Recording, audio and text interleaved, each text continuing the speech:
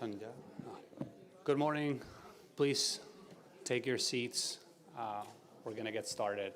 People still coming in, but it's already 37 past, so it's about time. So good morning, everyone. I'm Luis Simon. I'm the director of the Center for Security, Diplomacy and Strategy at the Brussels School of Governance with the VUB. And welcome to this second edition of the Brussels Korea Forum that I think very quickly has become a referent in Brussels think tank and the think tank and policy circuit for all things Korea. We had the first edition last year. Many of you were there across the street, and it was a huge success, I thought. I know some of you already had the opportunity to exchange views yesterday in a closed-door format, and I hear that was very, very fruitful. Today, as you know, we've got an exciting program ahead with panels on EU-Korea security cooperation, on security dynamics in the Korean Peninsula, and global economic governance, as well as a closing keynote by Ambassador Yoon, who's here with us today. Ambassador. I think the timing for this year's forum could hardly be any better. As it'll hopefully help us understand a bit better what the recent change of government in Seoul means for Europe, but also for ROK foreign policy and for the Indo-Pacific region more broadly. And we're going to try to unpack those questions here today. By the way, I hope you all had a chance to have a look at our latest policy brief that Ramon wrote that addresses all of these questions, and I think acts as an excellent kickoff for today's and scene-setting sort of piece for today's conversation. If you haven't, there are copies on the table, so have a look when you can. So as you know, this forum is sort of the flagship event of our Korea chair, and indeed a milestone event for our center and for our school. So let me just congratulate Ramon, our Korea chairholder, but also the Korea chair team for the effort and for the excellent job in putting this forum together, this second edition. And welcome you all once again, especially those of you traveling from Korea. Thanks for being here with us once again. But also to thank the ambassador and the embassy for their ongoing support, not only when it comes to this forum, but more broadly for all of our Korea-related activities. I think that's it from my side. I leave now the floor to Ramon, and I hope you enjoy the forum. Thank you. Thank you.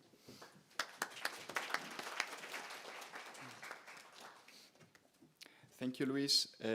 I'll be brief, but I just want to provide a few thanks. First of all, welcome to everyone who has joined us in person, and also the many others who are joining us online. Thanks especially to those of you coming, of course, from Korea and from other countries in Europe. We saw some members of the audience as well, and some speakers, of course, that were coming from other European countries. I want to thank the Korea Foundation for supporting this event, as well as, of course, the Center for Security, Diplomacy and Strategy, and the Korea Chair team. Thank you very much for organizing the event. I would only add a couple of points to what Luis indicated with regards to the place that the forum plays or has for us at the Korea Chair. It is our flagship annual event. Last year we felt it was quite successful, and this year we actually noticed an uptick in interest, not only from audiences here in Brussels, but also across Europe, and also we notice in Korea and in other places, such as, for example, the US, so we're very glad about it. Second point as well, that from our perspective, as Luis mentioned, last year, of course, it was the tail end of the previous Korean government. This year the forum is taking place towards the beginning of the new Korean government. So it will be very interesting to see how the discussion has evolved over this period of time. Also, of course, because of the terrible event in Europe. I'm talking, of course, about Russia's invasion of Ukraine and how this has changed the relationship between Europe and Korea, of course.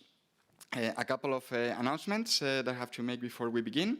For those of you who are here in the room, if you need the bathroom, you can go to the right-hand side coming out, and coffee and lunch, as you saw, will be served on the left-hand side. So that's everything that I have to say from my part. We'll move on now to the first panel. Thank you very much.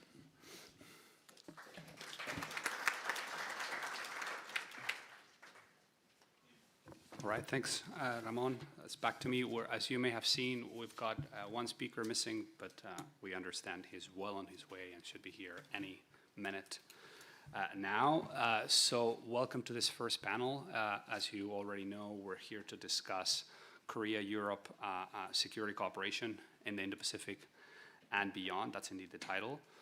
So as many of you know, surely the EU released its Indo-Pacific strategy, well, in several motions between last year and the year before, and security is high up on the agenda. That sort of vision builds on initiatives by several EU member states over the last few years, like France, Netherlands, and Germany, perhaps more prominently or first, who've been paying increasing attention to the Indo-Pacific region as well in recent years. And it's also a movement from Europe that dovetails with NATO's own recognition of the Indo-Pacific's growing importance in global security. For its part, and this is something that, again, Ramon explains quite well in the policy brief and we'll be discussing here today, the ROK is currently striving to develop an approach to foreign and security policy that transcends the Korean Peninsula and Northeast Asia proper and engages with the broader Indo-Pacific region. And there's been a lot of movement in that regard in recent years and even beyond the Indo-Pacific, of course. The ROK, as you all in this room surely know, no need to remind you, is a rock-solid strategic partner of the European Union, is a go-to partner for the EU in the region and beyond, and has also recently stepped up its interest in NATO. And we'll talk about that as well here today. In fact, I would say that the current war in Ukraine has helped to underscore the diplomatic value, the political value of the partnership between Europe and Korea, but also the strategic value. There have been some quite prominent arms sales going down recently. We'll also talk about that. So the purpose of this first panel then is to get a better sense of where Europe and Korea fit into each other's security visions and of the opportunities and challenges ahead. And to do that, we've got a terrific lineup.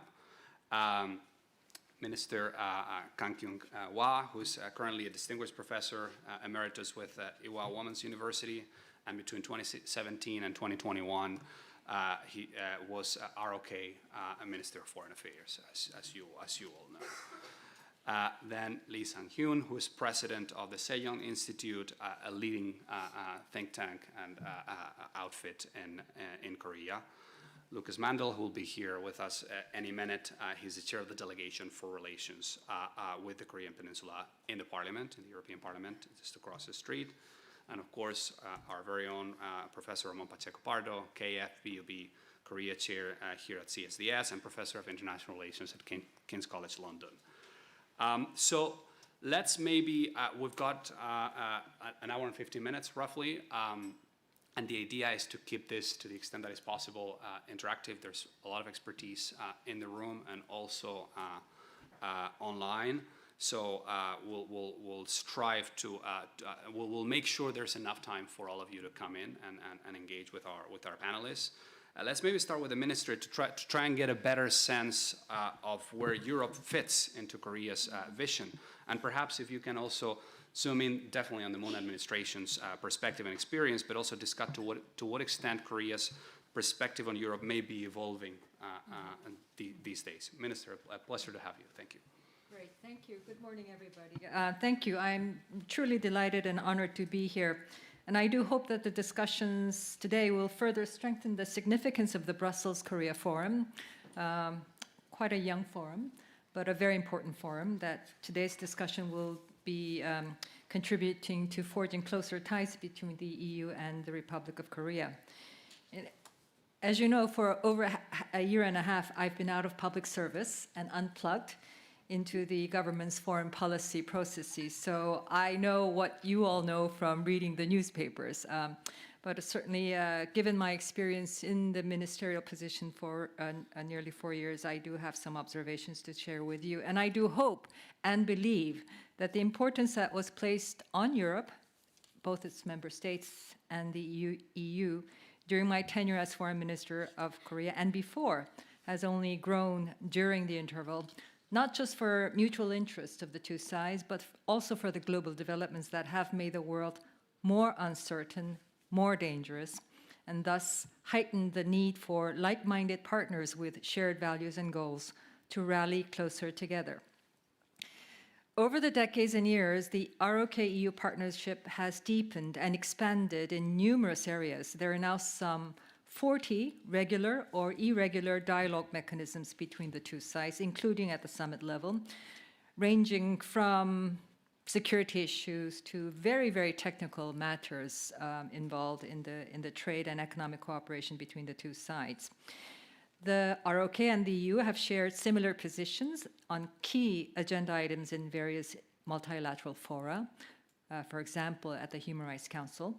Furthermore, as the ROK pursues its foreign policy agenda, including North Korea's complete denuclearization and lasting peace on the Korean Peninsula, the understanding and support of the EU and its key member states has and will continue to be crucial. And as Foreign Minister, I enjoyed excellent collaboration with my counterparts in key European countries as well as the EU High Representative. And I was very honored to be the first Foreign Minister of South Korea to be invited to the monthly EU Foreign Ministers' Luncheon to brief on the developments on the Korean Peninsula. And I do very much hope that the close ministerial dialogue will continue so as to enrich and encourage the dozens of regular working level consultations, and also, of course, to support the summit level meetings and agreements. Korea's cooperation with the EU has traditionally revolved around trade and economic issues, and on security, based on the combined defense posture of the alliance with the United States, the ROK's attention has largely been focused on the challenges posed by North Korea, with the four powers surrounding the Korean Peninsula, the US, China, Japan, and Russia, as the main interlocutors. With NATO, as a global partner since 2006, the ROK has also enjoyed military-to-military dialogue at various levels, and now the ROK is a formally accredited member to NATO. But the war in Ukraine, the US-China rivalry, and non-traditional security challenges compel us to think broader and deeper about security and to work closer together with the EU and its member states against the tide of division and fragmentation based on our shared liberal democratic values.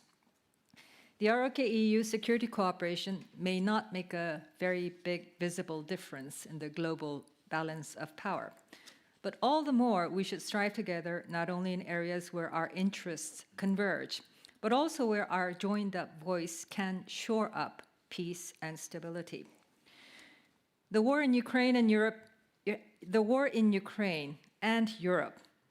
has been at the center of global attention throughout the year. And from the very beginning, the ROK has clearly sided with the United States and Europe in condemning the Russian aggression, imposing sanctions on Russian entities, and providing humanitarian and material assistance to Ukraine. How the war unfolds and ultimately ends will be definitive, not only for the prosperity and security of Europe, but also have huge implications for the rest of the world. The war has aggravated an energy crisis and inflationary spirals throughout the world, but particularly steep in Europe, given its dependence on Russian gas. Europe has demonstrated renewed solidarity in the face of the war. And with the cold months approaching and likely to deepen the energy crisis, that solidarity must be maintained, not just for Europe and Ukraine, but also for the rules-based global order and for like-minded partners such as the Republic of Korea that have looked to Europe and its evolution and regional integration as showing the path to sustained peace and prosperity.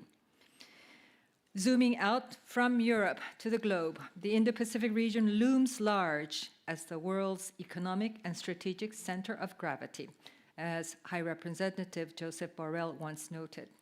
It is the center stage for US-China rivalry that has come to dominate the discourse in geopolitics as well as economics.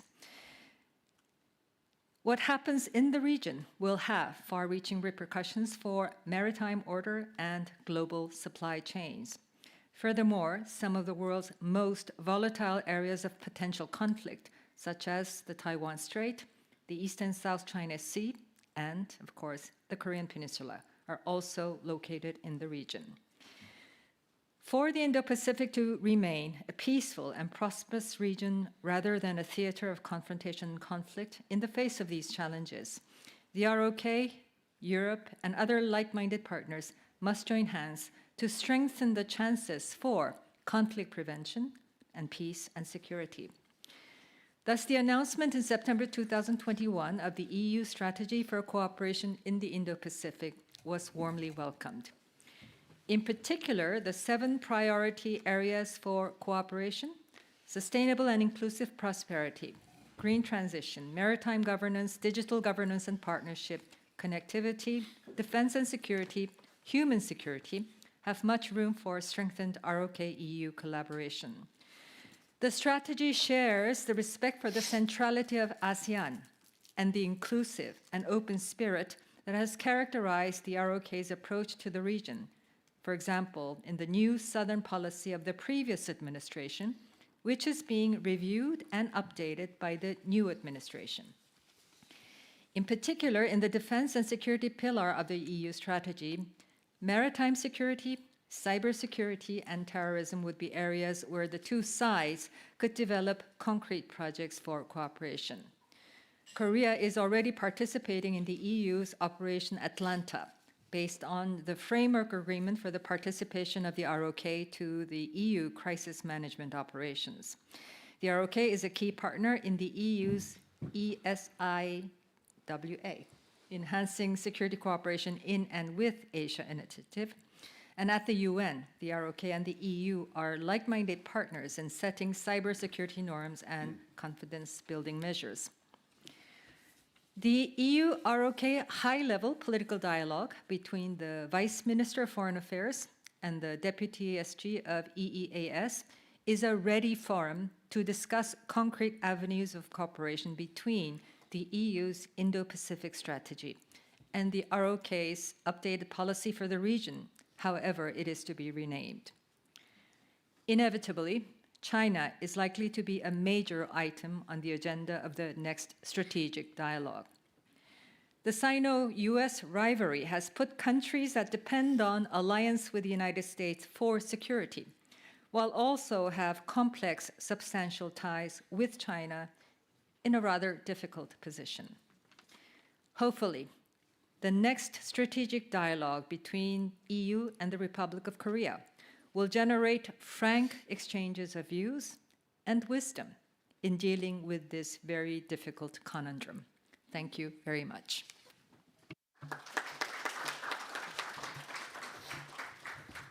Well, thank you very much indeed, Minister, for that excellent big picture kickoff on Europe ROK relations, and indeed on the Indo-Pacific's growing geopolitical importance, and for your refreshing thoughts on US-China rivalry, by the way.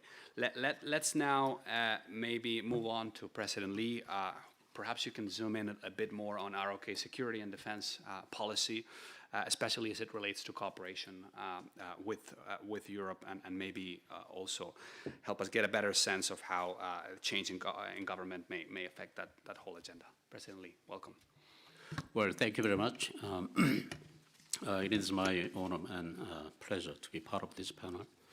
Well, as Minister Kang already gave you a very excellent overview about the recent situation, and she said global situation recently is more uncertain and more dangerous.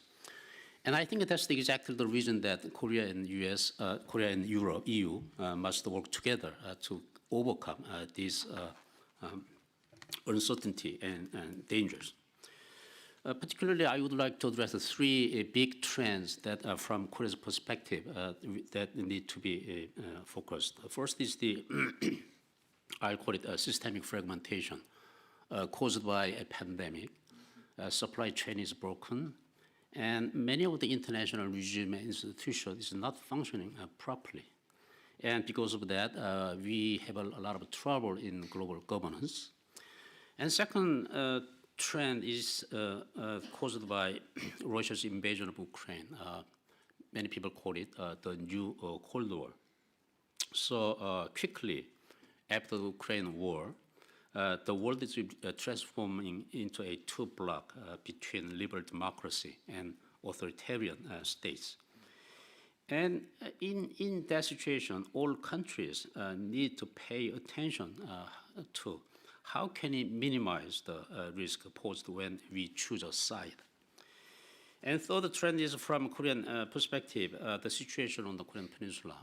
I would say that the peace regime, peace process on the Korean Peninsula is quite in trouble. Well, I would say it is a triple distress because U.S. DPRK dialogue has been completely stopped. And as part of the inter-Korean dialogue has also stopped. And because of the pandemic, North Korea chose voluntary isolation. Because even though North Korea does not have any channel of communication with the external world, but still some of the European countries maintains a connectivity in North Korea.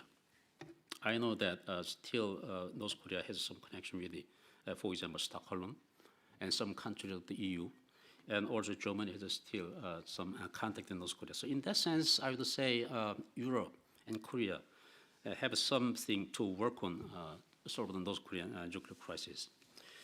And in response to that, Yoon Suk-yeol administration declared that it will try to be a global pivotal state. And I guess Raymond already gave you a very wonderful piece. So a pivotal state under construction, exactly I agree with that expression. Even though Yoon government proclaimed that it will be a global pivotal state, many of the initiatives not clear yet. So I would say government, is, particularly MOFA, is working on a more concrete initiative of that. And also, as a part of that, Korean Yoon administration, as already Minister Kang mentioned, Korea-US alliance is the cornerstone of our security policy. And at the same time, toward North Korea, the so-called audacious initiative, which President Yoon elaborated in his August 15 National Liberation Day speech. So beyond that, what is the Indo-Pacific and how Korea and EU can work together for this region?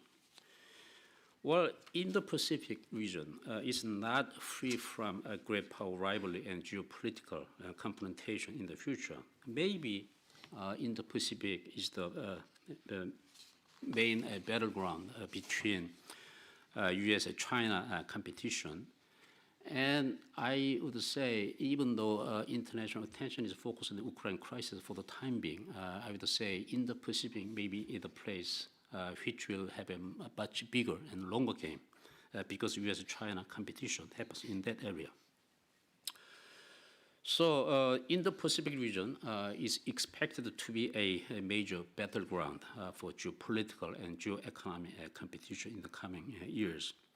And both US and China are each attempting to expand their influence through various multilateral cooperative mechanisms in this area. US suggested in the Pacific strategy. China copied the Belt and Road Initiative. That's one example. And other than that, US is trying to expand its leverage through many multilateral mechanisms.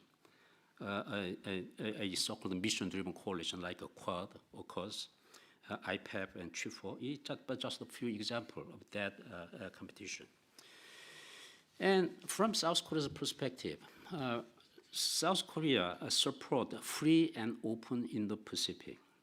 We want this region to be inclusive, open, integrated and balanced space, featuring strategic interconnections, not isolation. So some of the issues agenda that Europe and Korea can work, already mentioned many people many times, in maritime security, marine ecology, resources, and disaster risk reduction management, digital transition, and green transition, etc.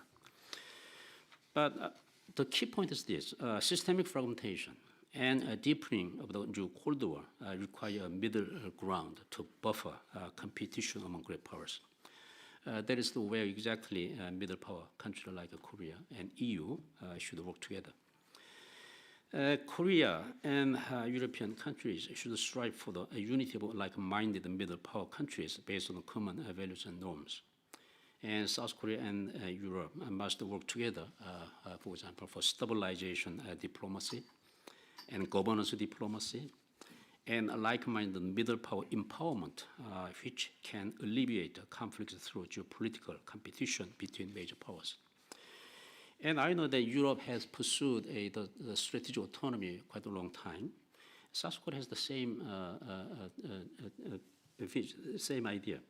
We do not want to be dictated by decisions made by great powers. And I think that's the meaning of the strategic autonomy. And having said that, let me briefly mention what Ukraine war means for Asian countries. First implication is the so-called Taiwan contingency. So amid the attention of the international community, including the US and Europe in the Ukraine war, it is pointed out that China may take adventurous military action to unify Taiwan by force. So the ongoing security turmoil in Europe can also occur in the Pacific region if China follows Putin's imperial ambitions. So we cannot rule out the possibility that the Indo-Pacific region will become a regional hotspot. Second implication is obviously related to North Korea. I would say North Korea will surely have some negative impact on the future negotiation with North Korea. North Korea, which witnessed Russia's invasion of Ukraine, is likely to have further strengthened its belief that it could fall victim to outside aggression if it gives up its nuclear weapons. And naturally, since the Ukraine war, we all know that Russia and China is getting more closer and closer, and North Korea will join that coalition. There is some conjecture that North Korea may provide some ammunition to Russia, but I cannot confirm it. And also, North Korea is expected to send its labor force to reconstruction project in Donbas, eastern Ukraine. And another worse indication is that on September 9, North Korea publicly declared a law that officially put their nuclear doctrine in it. Key point is that if North Korea's leadership is under attack, North Korean military will automatically start using nuclear weapons. So I think it's nuclear doctrine, North Korean nuclear doctrine is evolving into a more dangerous direction. And third implication, maybe a little possibility, but some countries in Asia is concerned that United States may be pivot to Europe again and leaving Asia a little bit blank. So if US return to Europe, it will inevitably limit its security capabilities to invest in Asia. So this will have another negative impact on the security situation and in the Pacific. And what's some of the challenge in the future? Obviously, Yoon Suk-yeol government, its National Assembly is still dominated by opposition party.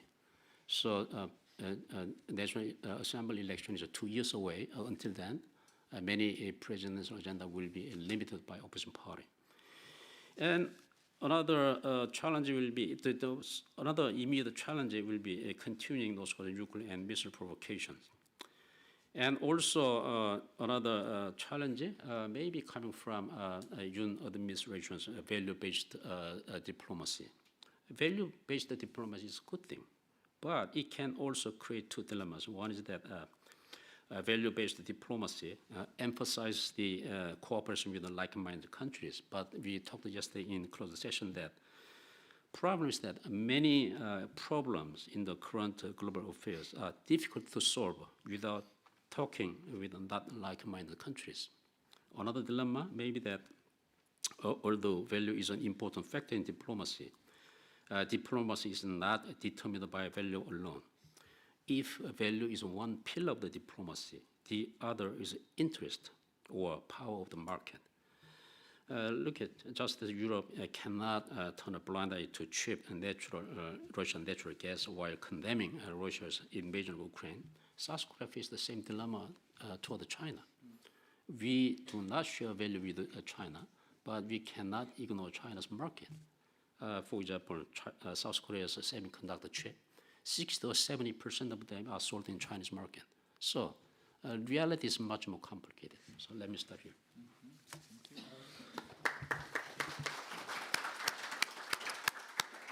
Terrific. Thank you very much, and in particular for teasing out some of the possible implications of the Ukraine conflict, the Ukraine war for Asia, and also for the Sino-Russia relationship. I'm sure we'll come back to those topics and perhaps look at them also from a European perspective. And maybe we can also talk about whether there might or might not be a U.S. pivot in reverse that you were alluding to. I think that the perspective in Europe is rather the opposite, as you can imagine. But let's now move on to the European perspective, beginning with Lucas Mandl, who, as you know, is the chair of the delegation for relations with the Korean Peninsula at the Parliament.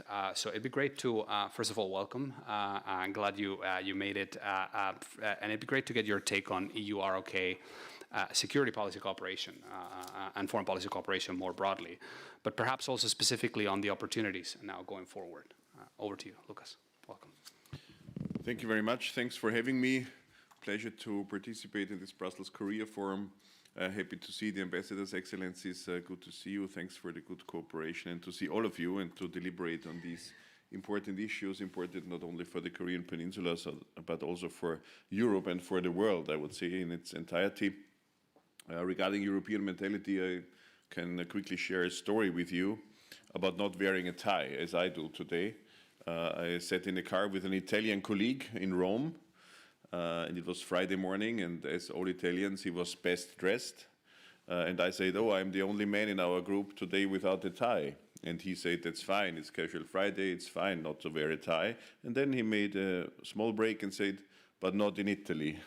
The same might be true for Korean officials, and usually I'm wearing a tie. Not today, that's the exception. I was happy, I had the privilege to head the Korean Parliament's delegation to South Korea last week. We were in Seoul and around and had exciting, I would say, extremely good deliberations with our South Korean counterparts, meaning the Parliament and the newly elected Parliament officials, but also government officials were really partners in deliberating and cooperating on the future issues, and I'm extremely thankful for this opportunity and look forward to further steps because I always believe in parliamentarism as part of the solutions on this planet, and every place on earth where true parliamentarism is in proper place proves that this works, and this is part of our parliamentary diplomacy, even with our so important partner South Korea. As we all know, we have these three agreements in the field of security and politics and economy. I always share, even today in the morning, I shared it with a visitors group of school students from my home country, Austria. This is the most successful free trade agreement that we have in place as European Union. Exchange of goods and services has risen by 2/3 within only 10 years. And this is already a 2-year-old figure, and the increasing is going on. So I'm more than happy to have this extremely good situation and cooperation, which is providing a lot of opportunities for people in Europe and for people in South Korea, and strengthening what I would call the free world. The only tiny issue, but important for nutrition of the South Koreans, is beef from Europe, by the way. You could try to import it in the future.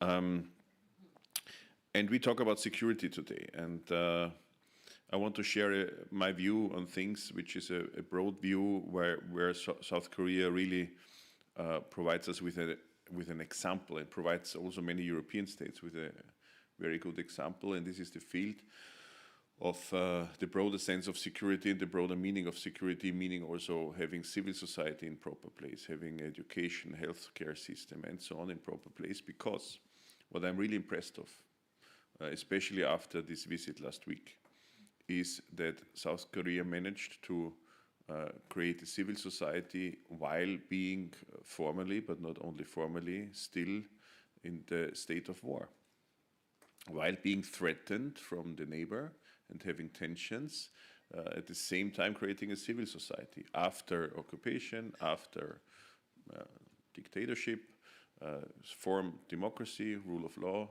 civil society, at the same time while being threatened.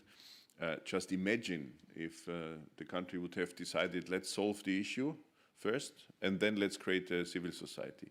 It would never have happened, and it would never would have worked.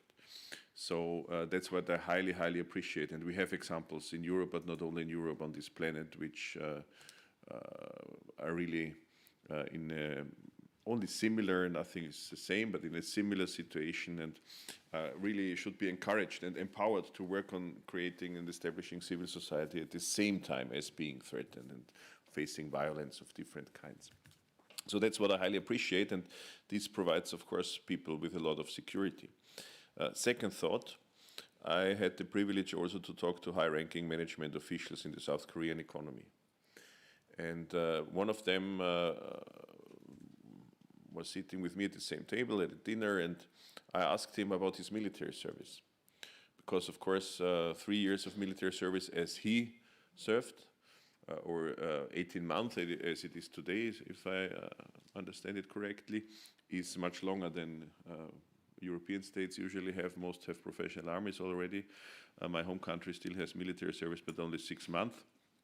And it's a different kind of military service, again, because of the state of war. And I want to share it with you because I was impressed and I understood even more.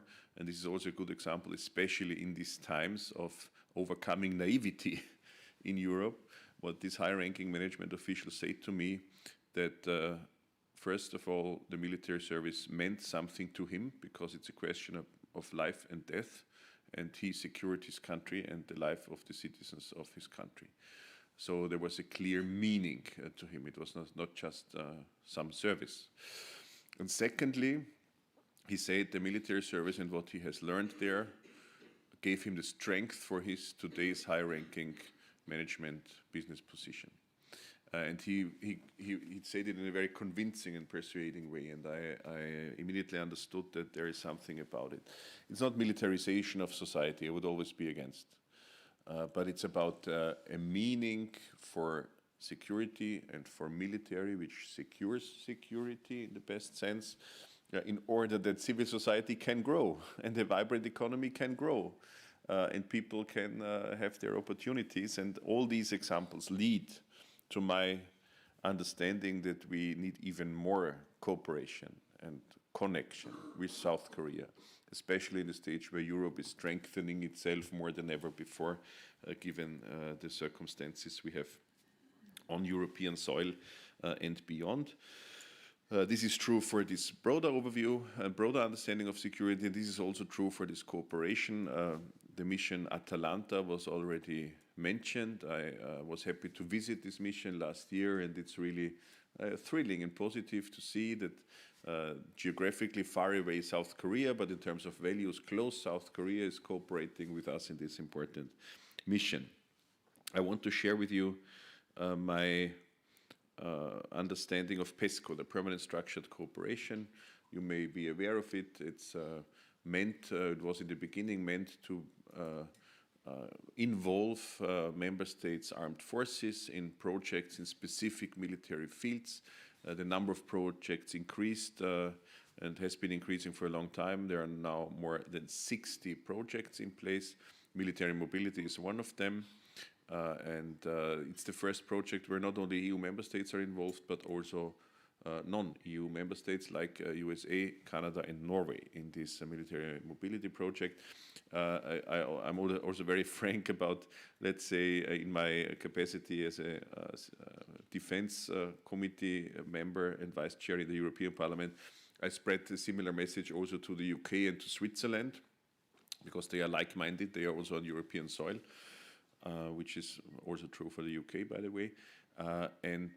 They are not yet in PESCO project involved, and the same is true for South Korea, and that's one of the messages we, as a parliamentary delegation, also shared with the defense minister of South Korea. We had the privilege to visit, and others, especially our parliamentary counterparts. And of course, decisions are not taken that quickly, but there was a positive atmosphere of opportunities to cooperate in that field. And I state that very much on behalf of the security of us Europeans, because we can profit from cooperation in the one or the other field, especially maybe in innovative fields with South Korea.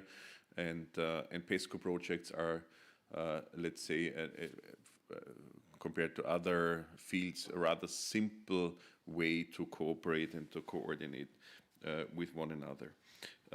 Yeah, these are points I wanted to share with you. I've not yet touched China, but I'm deeply convinced that we must not put in this very stage of geopolitics Russia and China on the same page. This would be wrong for various reasons. We can go deeper into that if you want to.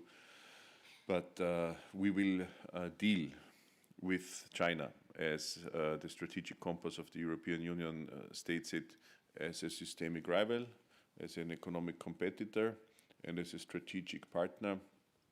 And we will have to deal with China with these, let's say, pillars, or understood via these pillars, maybe for decades. Also the generation after us in Europe and around the world will deal with this country. And here, again, South Korea is so close that it's good to coordinate and to listen in that field. And maybe finally, for this initial statement, I want to thank you, meaning the South Koreans, for aligning with us in terms of sanctions, which are the first bloodless defense against the bloody war attack in history. It's also part of our civilization that we do the defense militarily in Ukraine, of course, but for all Europe in this bloodless way against the bloody war attack. And because it's clear for you that's geographically far away, but it's for us a shift of paradigms. And as somebody said in an event yesterday on this issue, maybe the political event that changes our lives of the today's living people most. This is a huge statement, but maybe true at least for Europeans, maybe for the world. So I'm not surprised. I'm not surprised that we are aligned here, but I'm happy and thankful, and I want to share this as well.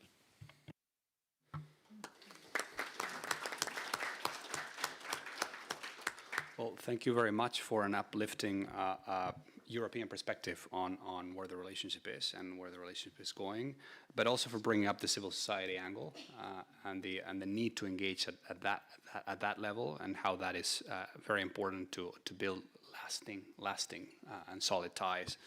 I think, well, our Korea chair sort of aims to contribute to that sort of level of engagement. And speaking of which, let's now move on to Ramon. And Ramon, it would definitely be great to get your take on the broader questions, relating to ROK foreign policy and Europe-ROK relations, and also what the change of government, which is something you've written on, may mean for those big picture files. But also, perhaps you can touch on the NATO angle specifically, which is something we haven't unpacked yet. And also maybe talk a little bit about how relevant other relevant EU member states see Korea and the relationship, to put the relationship in a broader European perspective. Over to you. Thanks, Luis. And I would say very pertinent questions, because one thing I noticed in Korea over the summer, spent a couple of months or 6 weeks talking to Korean counterparts, is the growing relevance of NATO and specific European countries, not only the EU, on security matters. So last year the discussions I was able to have mainly in Seoul, but also in other places, they focus on the EU, of course, a lot of focus on North Korea, as you can understand. But this year I would say 60% of my time was NATO, actually. It was very interesting from the Korean perspective. What does NATO want from Europe, for example? What do countries such as, France, Germany, UK, Austria, Poland, Spain that have stronger security ties with Korea, what do they want? So not only the European Union. And I will try to complement what the three previous distinguished speakers have mentioned by focusing on three key points. First of all, I'll return to NATO and specific European countries later on, is the change in the international system, what President Lee was saying about fragmentation and how this is affecting us in Europe, not only because of Russia's war in Ukraine, of course, but the clear divisions between the US and China that have been going on for many years now.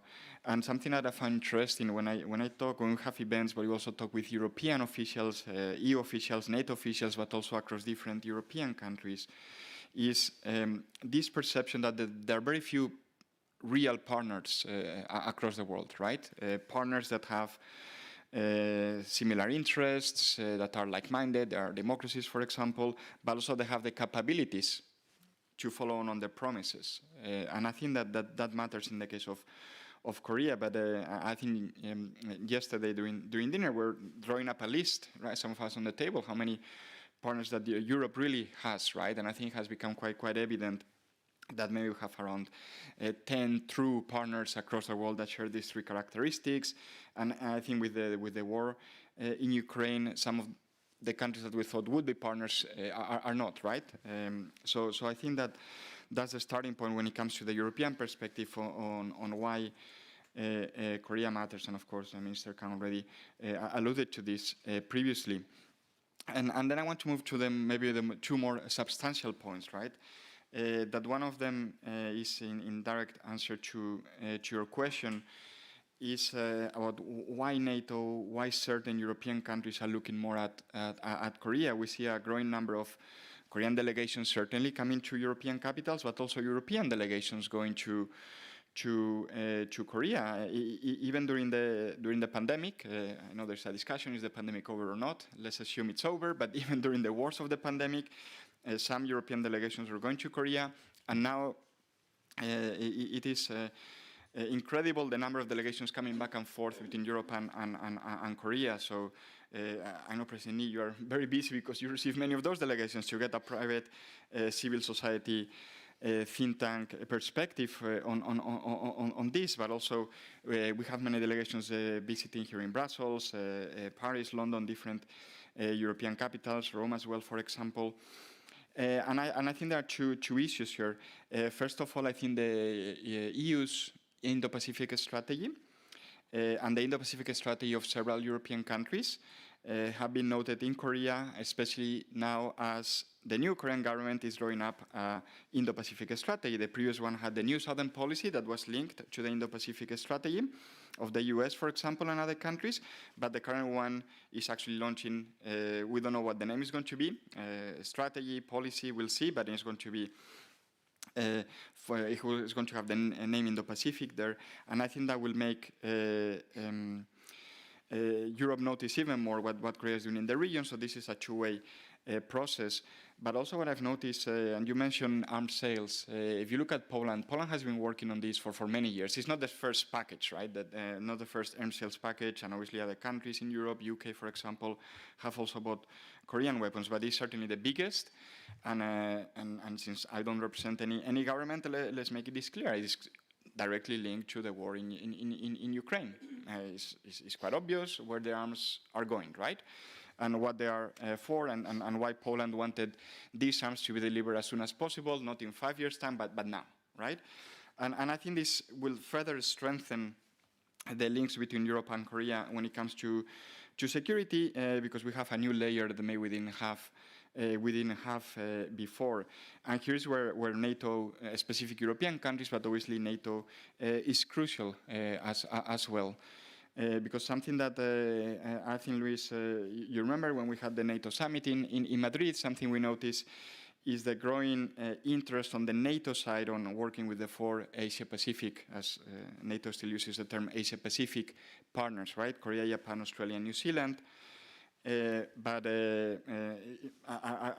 I would say that you have the 4 partners, but clearly 3 of them have more capabilities, right? But when it comes to arms sales, it's really 2 of them that are delivering right now, and one of them is Korea, right? So this is going to strengthen relations further. I think it can be said, I think I mentioned it actually in the policy brief. I mean, Russia actually warned the Korean government not to go ahead with this, the previous government and the current one, because negotiations started even under the previous government, and the Korean government went ahead, right? So in a sense, it chose sides, so to speak, right, on this specific issue. And I have one last point, which is relates to broadening up what may happen in terms of security cooperation between Europe and Korea, bringing in again NATO, the EU, but also specific European countries. This is not a new development, right? For example, if we look at cyber security, right, the links between NATO and Korea on cybersecurity started very strongly with the previous government and will continue with the current government. And on the European side, I think not only NATO, but some European countries, when they approach Korea for security issues, China was very important, obviously, a huge concern for the European side, North Korea as well, but also the links between China, North Korea, and Russia. And this is going to become even more important, and is going to lead to cooperation in a broader set of issues. Cyber, I mentioned it, for example, the cyber attacks that we suffer from these 3 countries, that Korea also suffers, but also there's a panel later on, they will touch on this, supply chain resilience, which is being securitized. So this is another layer for future security cooperation, looking way beyond the Korean Peninsula. Of course, the broader Indo-Pacific region. So, for example, let's look at maritime security. This is an area in which Europe obviously has a growing presence in the Indo-Pacific. We saw UK, Netherlands, Germany, or France, for example, sending their navies to the region last year. So there are going to be more contacts with Korea, for example. There have already been joint exercises with the ROK Navy. And then there's the broader picture of are we really having a conflict between democracies and autocracies? I don't have an answer to this question. Some would say yes, there is a clear conflict. Some would say there isn't. But then we bring in the issue of values. And what I find quite interesting is in South Korean foreign policy and security policy discourse, there are growing references to values, right? More and more references to values and how values should be central to South Korean policy. And one last point, going back to the brief. By the way, the title. Thanks for thanking me for the title. But I should say Michael played a crucial role actually in coming up with the title. There was an internal discussion. So Michael, thank you very much. I hope you're okay with me making this public. What I do see with the current Korean government, which I found very interesting, is clearly the willingness to play a global role, which is not specific to this government. Many governments in the past, of course, the previous one, and then going back to Park, Lee-Myung-bak, for example, they also wanted to play a more global role. But what I do see is that when it comes to this global role, is the issue of reciprocity, which I find very interesting, and we should talk in more detail, right? That my argument would be that in the past, Korea was happy to be invited to the table, and I don't think that's the case anymore. Korea wants to see what it gets from being involved in this multilateral fora. What can it get for working together with NATO, right? What can it get, for example, which is not only Korea, of course, all countries have their own interest and want to see what they can get out of this, right? And I think this issue of reciprocity is important because I would argue that, as I said, a few years ago, Korea, when it joined the OECD, maybe the G20 as well, right? It was okay to be on the table, but that's not the case anymore. And that means what can Europe offer Korea, and not only what Korea can offer Europe in security terms. I think this is going to be a very interesting question moving forward, and I do see within European capitals foreign policy officials are starting to think about this as well, the reciprocity question as well. So I will leave it there. Thank you very much.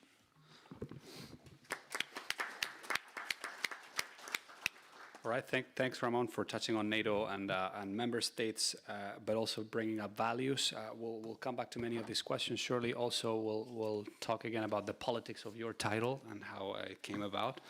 But let's now open this up. We've got about 25, 30 minutes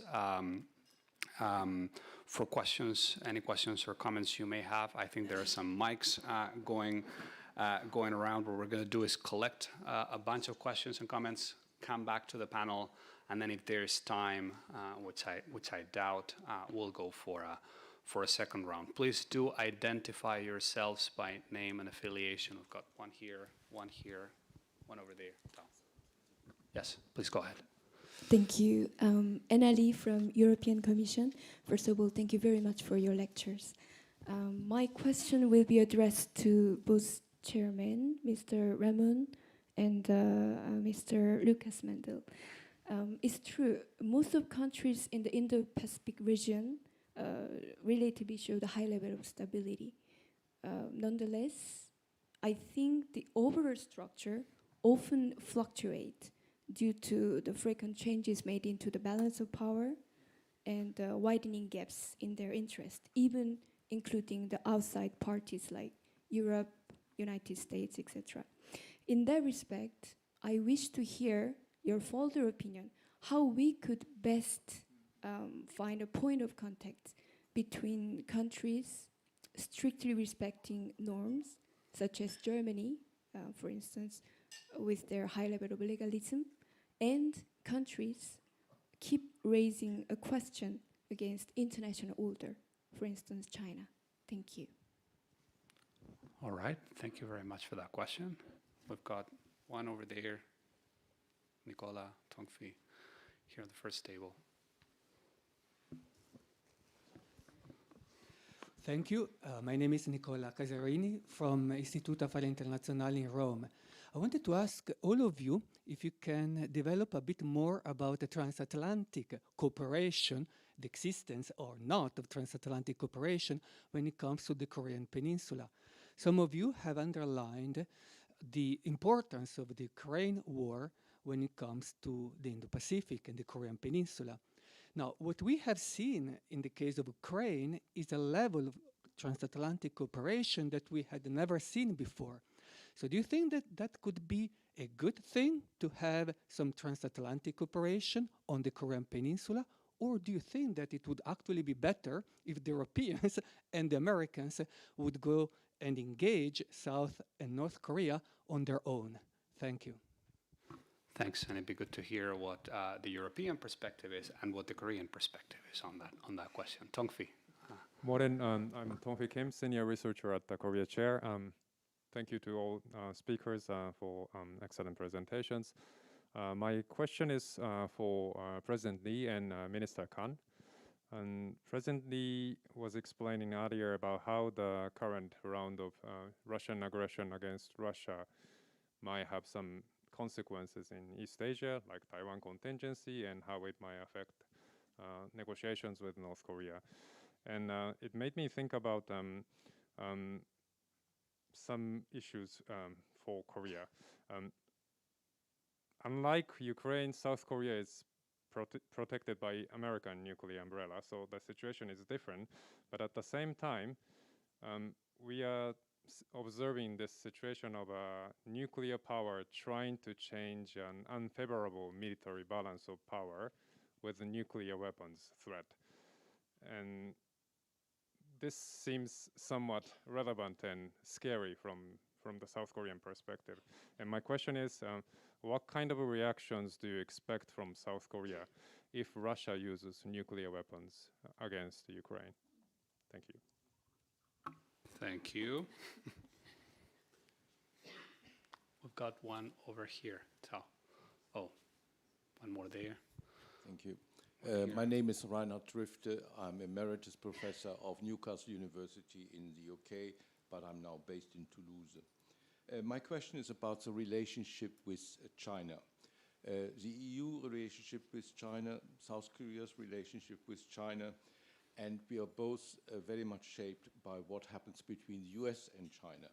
I mean, basically, we are between two extremes, either decoupling or as continuing as now. I mean, these are the two extremes, and I don't think we want to be there. We have the bad precedent of EU-Russia relationship, the dependence on Russia and so on. We don't want that to happen with China. So we have to be a bit clearer how we want to shape our relationship with China and not just tiptoe around it. If I could get some clearer answers on this and how we can coordinate, not just with Korea, of course, but also with Japan. Thank you very much.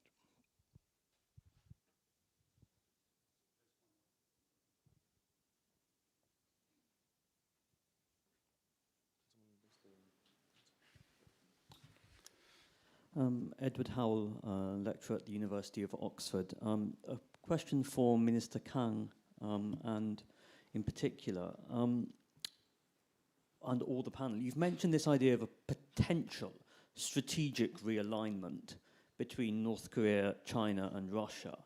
Is that an accurate way of describing it? And relatedly, what can we expect from the EU or from Europe and South Korea from this partnership in response? Excellent, thank you. So now we're going to come back to the panel. We've got about 20 minutes, so that gives you 4 or 5 minutes each maximum, unless you want to take shorter time, and then we'll see if there's time for a second round. So just to recap, we've got a big picture philosophical question about order, balance of power in Asia, and how to strike a balance between law and norm-abiding countries and the others for our European speakers in particular. Then we've got a transatlantic cooperation question for everyone. Then for our Korean speakers, one about Russia and the possible use of nuclear weapons, how would that be perceived? And then there's a decoupling question for everyone, I guess. Where's the relationship with China going? And then a specific question for the minister on the DPRK Russia-China triangle and where that's headed. Minister, why don't we start with you? Well, before I answer these questions, let me just get back to a point that Mr. Mandel has pointed out. Civil society is really the strength of Korea. The noisy, raucous, freewheeling democracy that Korea is because of civil society, and that is for governments. It's a handful. Sometimes it's a huge headache, but that's where our strength is. And you were right on the point about that. I think what can the transatlantic cooperation do for issues on the Korean Peninsula? That actually has happened to a large extent during the last huge engagement phase with North Korea. There were lots of consultations certainly between us and the US, and between key countries of Europe with the United States, and certainly with the EU High Representative as well. So that has already happened. Now with the dialogue phase having cooled down a bit, very inactive. But the North Korean nuclear issue is not a transatlantic issue. It's not a US-Korea. It's a global issue because it is a global threat. It is the issue on the Security Council, which had decided to pose the most severe sanctions on North Korea because of this nuclear challenge and missiles challenge. The danger that the nuclear card that Russia keeps flagging at various points in the war with Ukraine is not that it tells North Korea, oh, if I give up my nuclear capabilities, I could also be attacked. Yes, that's that message also. But now you have the Security Council dysfunctioning.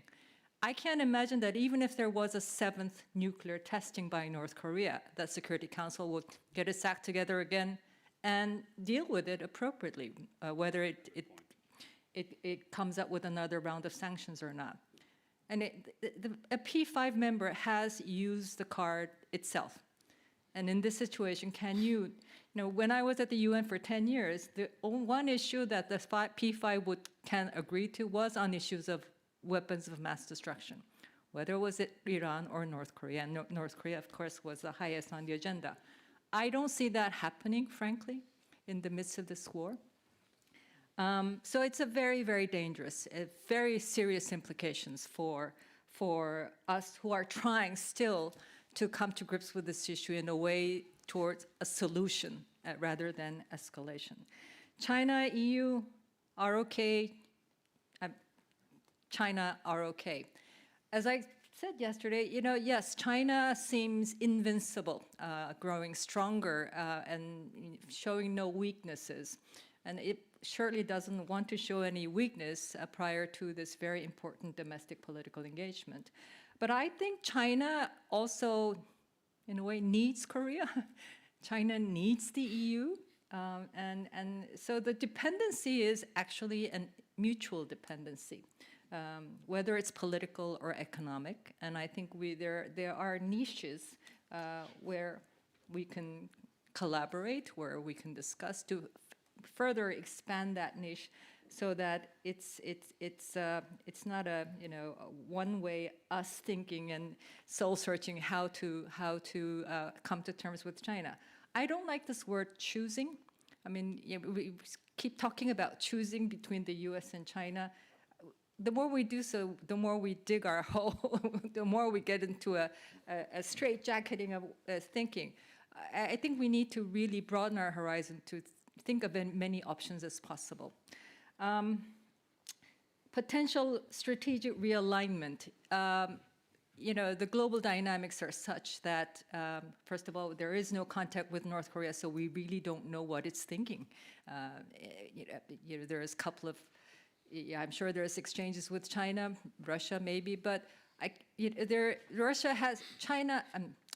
North Korea has not engaged in any meaningful way with either parties. Maybe some secret deals, but I mean, secret level communications can only go so much. There hasn't been visible engagement. So I can't, maybe there is some shared thinking, shared analysis, but is that strategic alignment? I wouldn't go that far just yet. I think a lot will be clearer once that important political event in China happens and China becomes more clear and it's signaling to the outside world. Thank you. Excellent. Thank you very much, Minister. President Lee, let's go with you now. Well, what will be the South Korea's reaction if Russia uses nuclear weapon in Ukraine? As we know, Putin threatened to use a nuclear weapon in Ukraine if the progress of the situation on the battleground is not going well as they intended. And in a sense, what I'm concerned is that North Korea is learning from Russia that the so-called escalate to de-escalate tactics. So when their forces, a conventional battle, when they feel inferior, at the early stage of the war, they can use a nuclear weapon. I think North Korea is already talking about in that direction. So in that sense, it's quite dangerous, as I mentioned in my presentation. The nuclear doctrine is evolving in a more dangerous direction. Just a few years ago, North Korea always said that they developed a nuclear weapon because of U.S. hostile policy toward them. So their nuclear weapon is not intended for use for South Korea. But these days, they are threatening to use it directly against the South Korea. So in that sense, it's quite bad. And actually, what happened if Russia used a nuclear weapon in Korea? Perhaps still South Korea maintained this policy that even though we use nuclear energy, we do not develop our own nuclear weapon. It's our policy. But that policy will be quite challenged by many voices from inside Korea. More people will support for our own nuclear weapon development, and also redeploying U.S. Nuclear weapon on the Korean Peninsula, and also some sort of a nuclear policy, nuclear sharing agreement, like a NATO-style nuclear weapon sharing program with the United States. So it depends on what kind of reassurance can U.S. offer to its allies. That depends relying on U.S. nuclear umbrella. So unless there's some many countries have some confidence about U.S. attitude or U.S. willingness to defend its allies, perhaps it will like opening a Pandora's box for nuclear development in many countries. So I do not want to see that development on the Korean Peninsula. And also potential strategic realignment between China, Russia, and North Korea. I would like to do two things. De-nuclearization negotiation with North Korea will be much more difficult because North Korea has nothing to lose with aligning with China and Russia. And of course, China and Russia will provide some assistance that North Korea require. And another implication is that what about Korean unification? It will be also much more difficult. So what's happening right now, I think it is quite unfortunate progress of the situation from Korean perspective, Korean Peninsula perspective. Thank you. Excellent. That's a very interesting point, and perhaps we can continue that conversation also in the second panel, and maybe also get a European perspective on that, because we've covered the Korean perspective. But Mr. Mandel, over to you now for the remaining questions. Thank you very much also for these inspiring questions, which lead to some thoughts and a good food for thought. Maybe I begin the other way around as the questions were raised. I totally agree with what I have understood, what the minister has stated, that maybe common analysis and things alike are not yet a realignment of the three countries you have just mentioned, North Korea, China, and Russia. And this is also connected to the question and remark by Mr. Drifte, if I took the note correctly,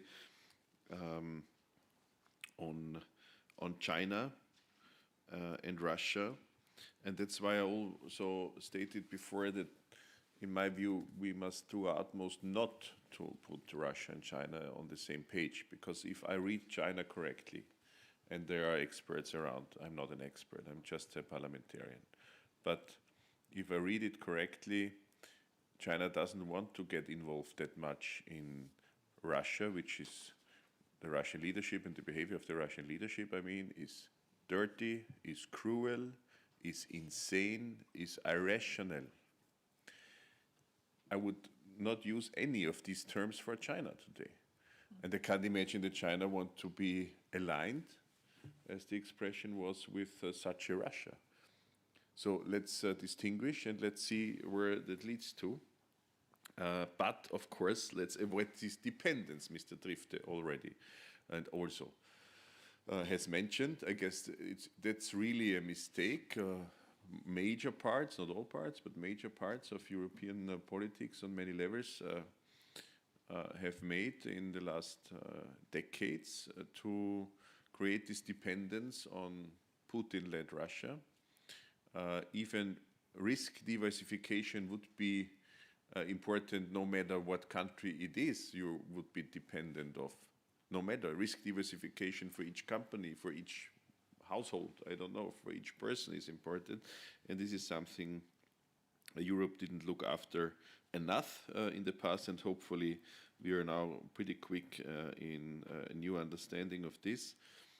But to be frank, if I understand it correctly, we already have some dependence when it comes to semiconductors, when it comes to supply chains, when it comes to pharmaceutical products, by the way. So we are already in the middle of creating more risk diversification in the mentioned fields and other fields when it comes to China, and we have to work on this.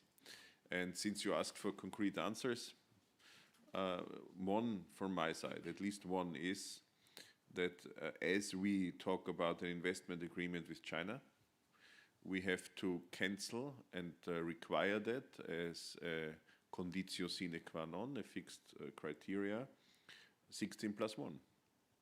There can't be a 16+1 system in place from China's side in order to divide Europe because to divide Europe, division of Europe is always, let's say, the aim of powers who want to weaken Europe.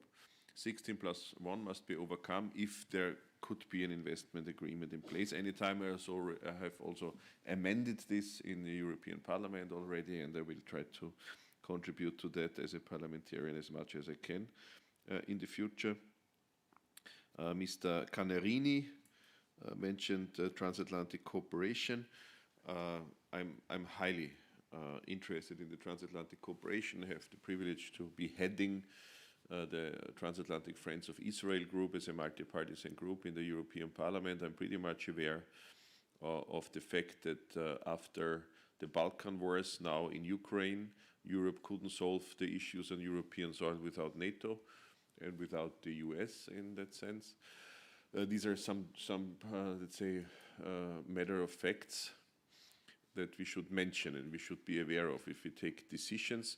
When it comes to the Korean Peninsula, I guess we all defend freedom, we all want peace, we all are on the same page when it comes to human dignity and rule of law and democracy, and defend the same values, as well as our excellent cooperation with the South Korean side. I just want to mention Europe's role here. Europe's role is called, when it comes to North Korea, critical engagement. That's the expression that has been used over many years. I have learned yesterday from a very trustworthy expert that the word critical could also, let's say, digest to be added by the word constructive engagement. Okay. As long, and this is my most important point politically, as long as our South Korean partners are fine with that or even require that. This was also my understanding in the visit last week, that I don't want to represent the Europe which is jumping in and saying we engage critically, constructively, whatever, without asking the South Koreans. No, the South Koreans are our partners. We are aligned in so many fields we have discussed today again. So as long as there is, let's say, a requirement of our partners to play this role of a facilitator, maybe that's the expression we seek for here, then this could be Europe's role, and I try to contribute to that parliamentarily. Yeah, maybe this is more or less an overview regarding the raised questions. Excellent. Thank you very much. Ramon, final words from your side. Thank you. Thanks for the questions. I'll focus on the three that were directed towards me and the European side of the panel. The first one was about what can Europe do in the Indo-Pacific region to support a more rules-based order. Actually, I included the word support because I think this is what Europe could potentially do, right? Europe, I know some countries have physical, territorial presence in the region, but Europe is not part of the Indo-Pacific region. It has a policy towards the region, so I think it can provide support to the core countries in the region that are those that are based in the region. The question is how. I mean, if you talk to partners in the region, they don't like, for example, what they consider to be a very critical approach from Europe, from the US, talking about human rights, rule of law very openly, because they consider that the reality of the region is very different. Yeah, you have democracies that have to work with dictatorships, and that's going to continue for decades if we look at Southeast Asia clearly, and of course China is central to the Indo-Pacific region. So maybe that Europe has to send signals, right? So, for example, strengthening cooperation with key partners in the region, which, for example, you see this being done, for example, through the SIWA process, right? The SIWA project, for example, that focuses on key partners in the region without neglecting countries with which we need to engage. Of course, above all of them is China. So this may work better rather than going with the message that you need to change, and this is the right thing, the right way of doing things. And Nicola's question is very interesting because we have discussed this for many years, right? I do think that it is desirable to have a degree of cooperation, but I think it's also even more desirable for Europe to have its own voice, because otherwise the North Koreans will simply assume that we are just following US policy, which they make quite clear actually in track 1.5s and two dialogues, as you know. Sometimes they criticize Europe. They say, well, you're just like the US without the power of the US because you simply follow the policy. And I think this is a good position to be. Also, I mean, the North Koreans, they don't consider Europe to be neutral anymore. I mean, maybe in the past, 10 years ago, yes, we're neutral from a North Korean perspective.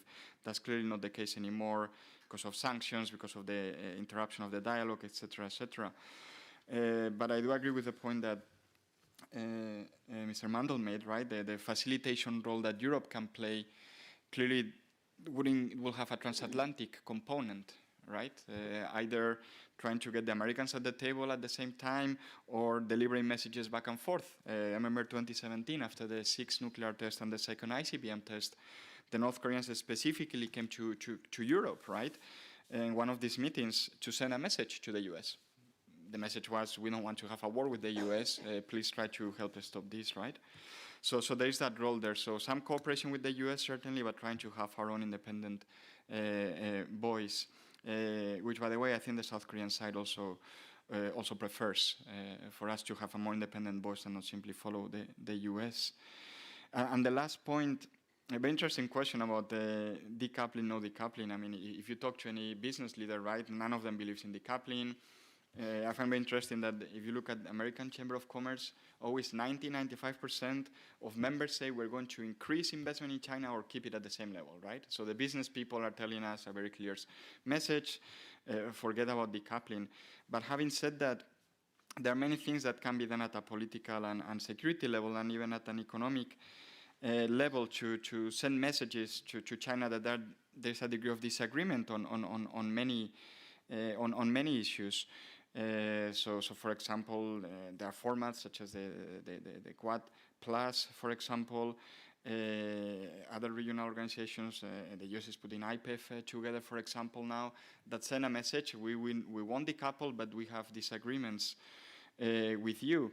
And if we look at the South Korean side, for example, some of the messaging from the South Korean side, I remember with the previous government, for example, when there was this request for a new WHO investigation about the origins of COVID, right? And Korea was one of the countries that actually supported this. With the current government, this was this back and forth over THAAD, right? The Chinese side saying, you agreed not to deploy any more assets as part of THAAD, right? The anti-missile defense system, and immediately the Korean government, MOFA, saying, no, that we didn't agree to that, right? So there's this messaging that can happen as well. But I do agree with the point mentioned, I think, by Mr. Kang, right? I don't think the coupling is going to happen, to be honest. And once you're in the region, no one really thinks that this is something that they can even think of, never mind implement. I will leave it there. Luis, thank you very much. Thank you very much, Ramon, and thanks everyone for your questions and the speakers. I thought that was a very refreshing discussion on the superstructure of the relationship, if you will. We've talked about a lot of the big picture questions that are most prominent today in global security debates, and it seems to me that the two sides are on the same page when it comes to Ukraine, have very similar concerns in relation to Russia, are moving in the same direction on China, actually, also with with similar caveats, also moving in the same direction in relation to the United States. Both have a growing and a more structured approach to the Indo-Pacific. So I think the main takeaway, at least for me, was that the fundamentals of the relationship are rock solid. And hopefully we'll use the next two panels to unpack what the relationship means in the context of specific but very relevant issues. I think we're going to take a 15-minute break now, and then we'll resume with the Korean Peninsula panel. But please join me in thanking our wonderful speakers.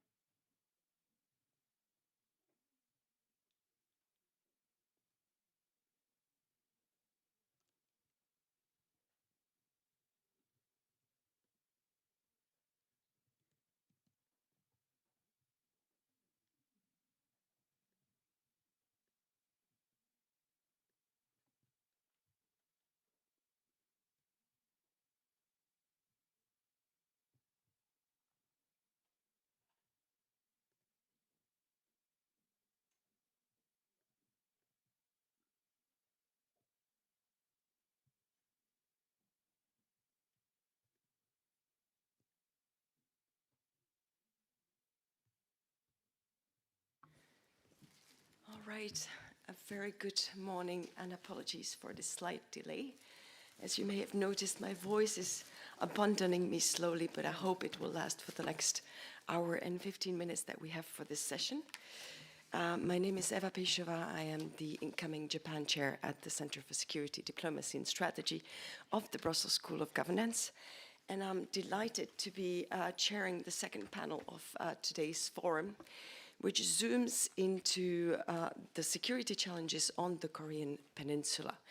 Now, of course, as we all know, the Korean Peninsula challenges, when we think of it, almost rhymes with North Korea and the traditional security threat that the North Korean regime represents, both in terms of its nuclear program and its ballistic missiles test and its very nature as a seclusive regime. Now, the situation has not gone any better in the last couple of years, quite the opposite. Since the outbreak of the COVID-19 pandemics, the regime has closed its borders completely. We have very little visibility on what is going on inside North Korea. We know that the missile tests have continued to multiply. In fact, I understand that 2 last missile tests have been fired yesterday, just ahead of the visit of Vice President Kamala Harris to Seoul. At the same time, and I'm grateful for Ramon's paper just freshly published, we know that President Yoon has announced an outward-looking foreign policy under her administration, which I believe, as an observer of the regional affairs, is a very welcome development by all its partners, by European Union, but also by Australia, by Japan, by all those who are kind of eager to see a more proactive South Korea taking its more legitimate role as a middle power, if you want. And I see that as an extremely positive development there. But of course, how will Seoul manage to balance its North Korean problem, its long-standing problems, with its newfound, let's say, global role is a big question.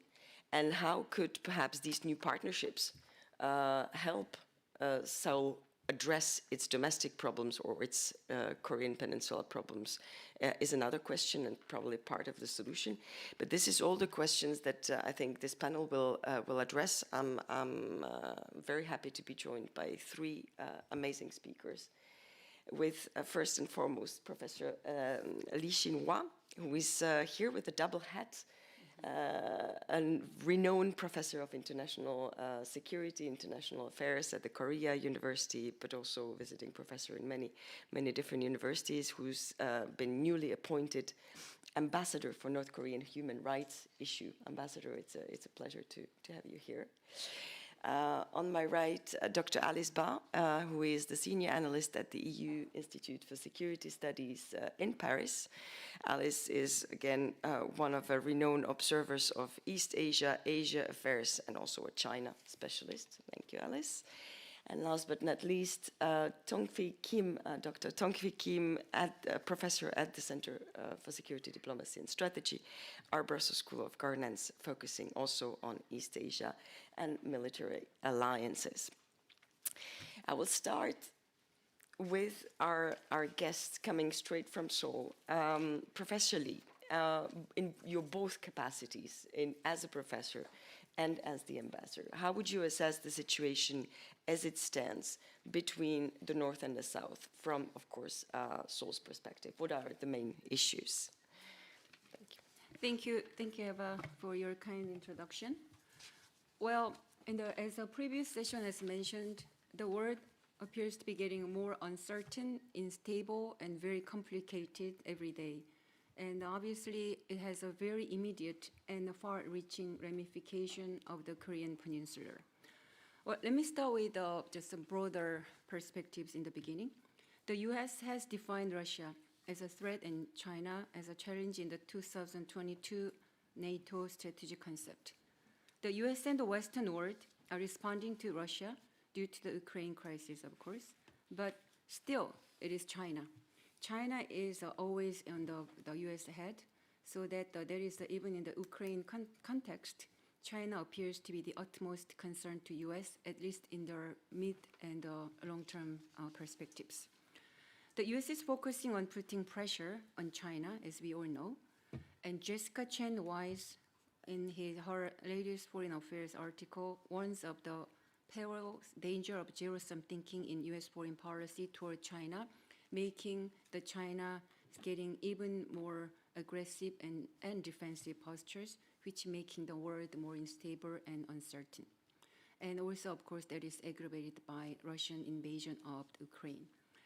And when I just got appointed as an ambassador on international cooperation on North Korean human rights issue, since probably it's the first time in 5 years, or probably because the North Korean nuclear issue is getting stuck, that's why they start to get more interested in North Korean human rights issue probably. And so European ambassadors appears to be very interested in meeting with me. So I thought North Korean human rights issue is very popular in Europe. So I was very excited about visiting this country this time.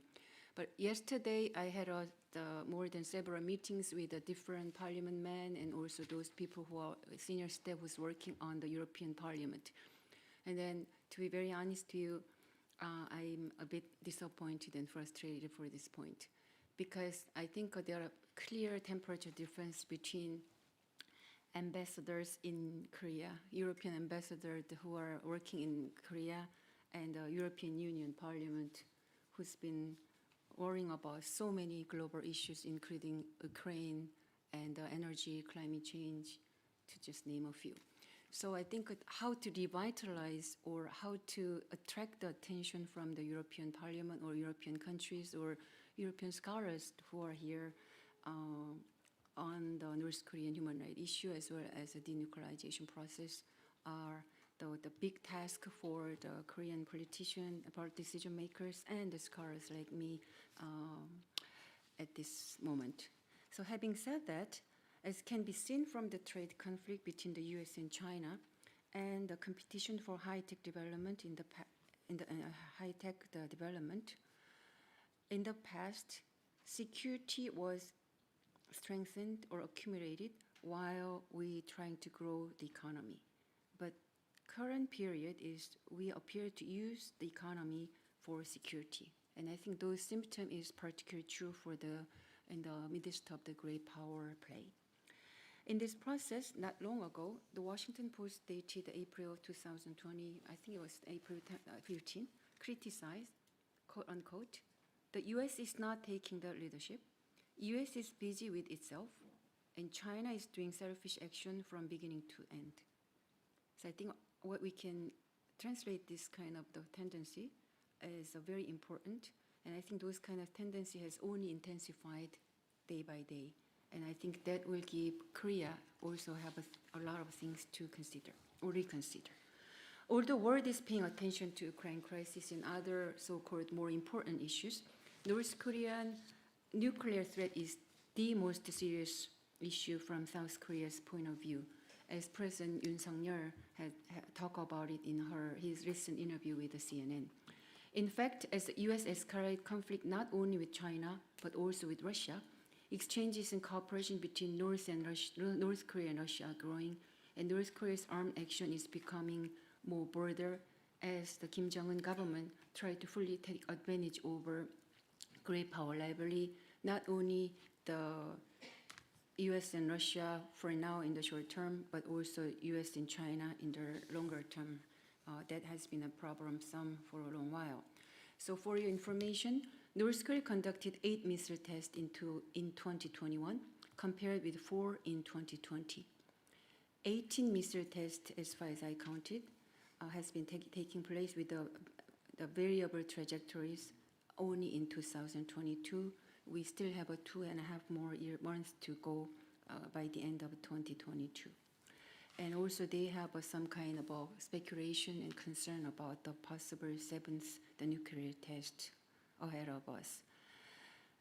So, in addition to if the China-Taiwan trade crisis intensifies due to the US-China conflict, Pyongyang may perceive the US-China-Russia confrontation structure as a new Cold War and wish to take advantage of it probably they already did. So major change has occurred in the denuclearization strategy of the Korean Peninsula, which has relatively excluded Russia, while China appears to be one of the main players at the time. To prepare for that, the Yoon government came up with so-called audacious initiative, as the President Lee Sang-yeon has mentioned in the previous session. But it was probably the Yoon government, when they speak out in August, it appeared to be the last chance for denuclearization and try to focus on realizing it. However, North Korea not only rejected it at once, but Kim Jong-un declared the will to never give up its nuclear weapons and announced the legalization of nuclear forces. So as you all know, he just released a new law to guarantee, and it looks like he fooled around the world to saying it's going to be the irreversible decision, quoting the CBID is the irreversible denuclearization while we international community aim for. He declared the irreversible announcement of the North Korea becoming a nuclear state. The Yoon administration believes that if China invades Taiwan, it is highly likely that North Korea will also provoke it. Therefore, he's emphasizing that not only agreeing with the US military support to Taiwan, but also responding with the ROK-US alliance will be the top priority. For South Korea, it is a matter of our safety and survival to emphasize the US that peace and stability on the Korean Peninsula on one hand, and guarantee of free navigation in the Taiwan Strait. Those two things are both values the US must uphold. So for instance, since 2012, ROK-US alliance is necessary. Never, I'm talking about Korean opinion poll, never fell below 91.9%. And also 88.9% of the Korean people in last May believe US would intervene in the event of armed conflict on the Korean Peninsula. That indicating the Korean people still having a high confidence and high belief of the US-Korea alliance. In that connection, still, I think South Korea also have to pay attention to how we can expand cooperation with China based on the ROK-US alliance, while opposing the Cold War style, the US-China confrontation structure. It's going to be very hard, but at least we can give a try. This is because the denuclearization of the Korean Peninsula will not be the top priority in a situation where great powers are pursuing their own interest. Therefore, we have to constantly think about what we should do with this denuclearization. That was our end state, while Pyongyang tried to make their goal as arms reduction with the United States. It is necessary to implement foreign policy centered on value, identity, and national interest agreed with the people and prepare alternatives. For the US, the Korean Peninsula issue is, appears to be the simmering at the back burner due to global issues that have priority over the US. And as I mentioned earlier, same thing happening in the European Union as well. Because it will take at least 3 to 4 more years for North Korea to acquire stronger military force against US for the direct negotiation with them, especially arms reduction rather than the denuclearization, as I said, there is a high probability for Pyongyang not to appear in the negotiation table until then. Therefore, it is more reasonable and realistic for the international community to bring North Korea out through pressure, through sanction and human rights issue. However, the current Korean society is markedly divided over diplomatic and security issue, particularly including our relation with Japan and US, and particularly when it comes to inter-Korean relations. And the risk and human rights issue is one of them. And while North Korean human rights issue should be the universal value, I think it was sharply politicized along the left and right ideological tendency. As we all know, human rights is the value of the progressive camp around the world. But when it comes to human rights in North Korea, the progressive government of South Korea has been silent under the guise of considering the special circumstance of inter-Korean relations. Since 2019, the previous Moon administration has not participated in the joint motion of UN resolution for this region. Well, the Yoon government is pursuing value-based diplomacy such as freedom, democracy, and human rights. In this context, condemning North Korea's crime against human rights and urging for improvement in the context of COI, which was released in 2014, is a very important issue. Therefore, it is a natural procedure and a very meaningful decision for South Korea to return to co-sponsoring state of the North Korean human rights resolution after 4 years. In my personal opinion, I think we, South Korean government, should seek very diligently to how we can be included as a penholder state while the European Union is actively engaging in the drafting those resolutions as well.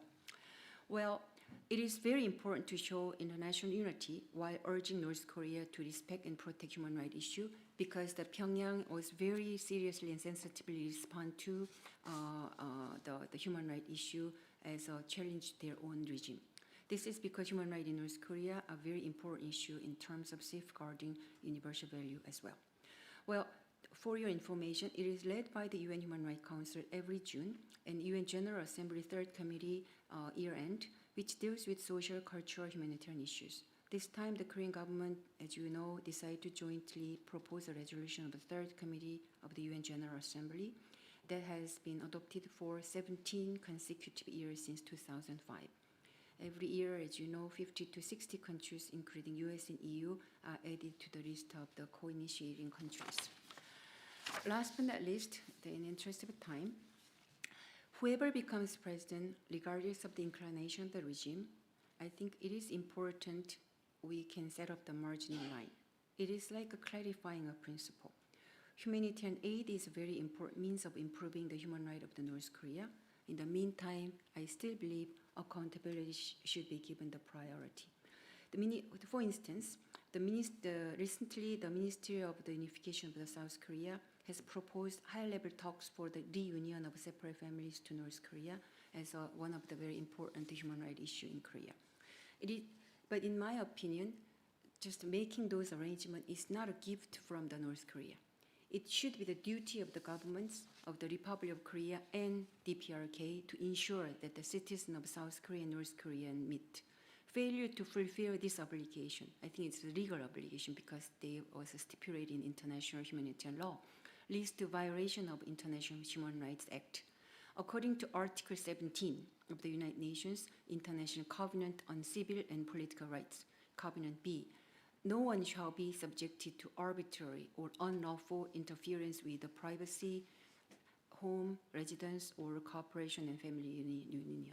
According to this report of the UN Working Group on Enforced Disappearance submitted by the UN Human Rights Council to the 77 UN General Assembly, the UN has sent a total of 362 notifications to North Korea regarding enforced disappearance since 1980.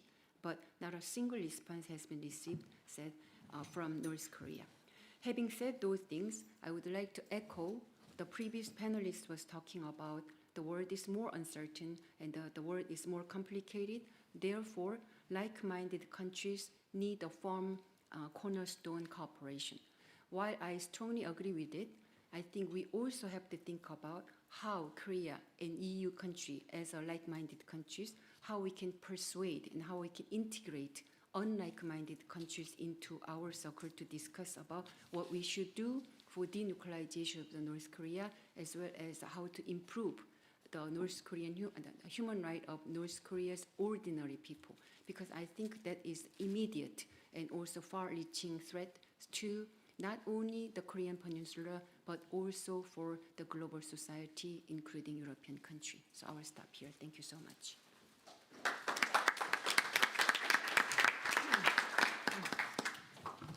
Thank you very much, Ambassador. You have indeed managed to combine the traditional ones, but also the human rights agenda on the North Korean side in a very succinct way. And thank you also for pointing out that the parallels that we tend to forget between China and Taiwan and North Korea, South Korea at the same time. It's okay. I will now turn to Alice. Alice has been watching Korea, of course, but China mostly.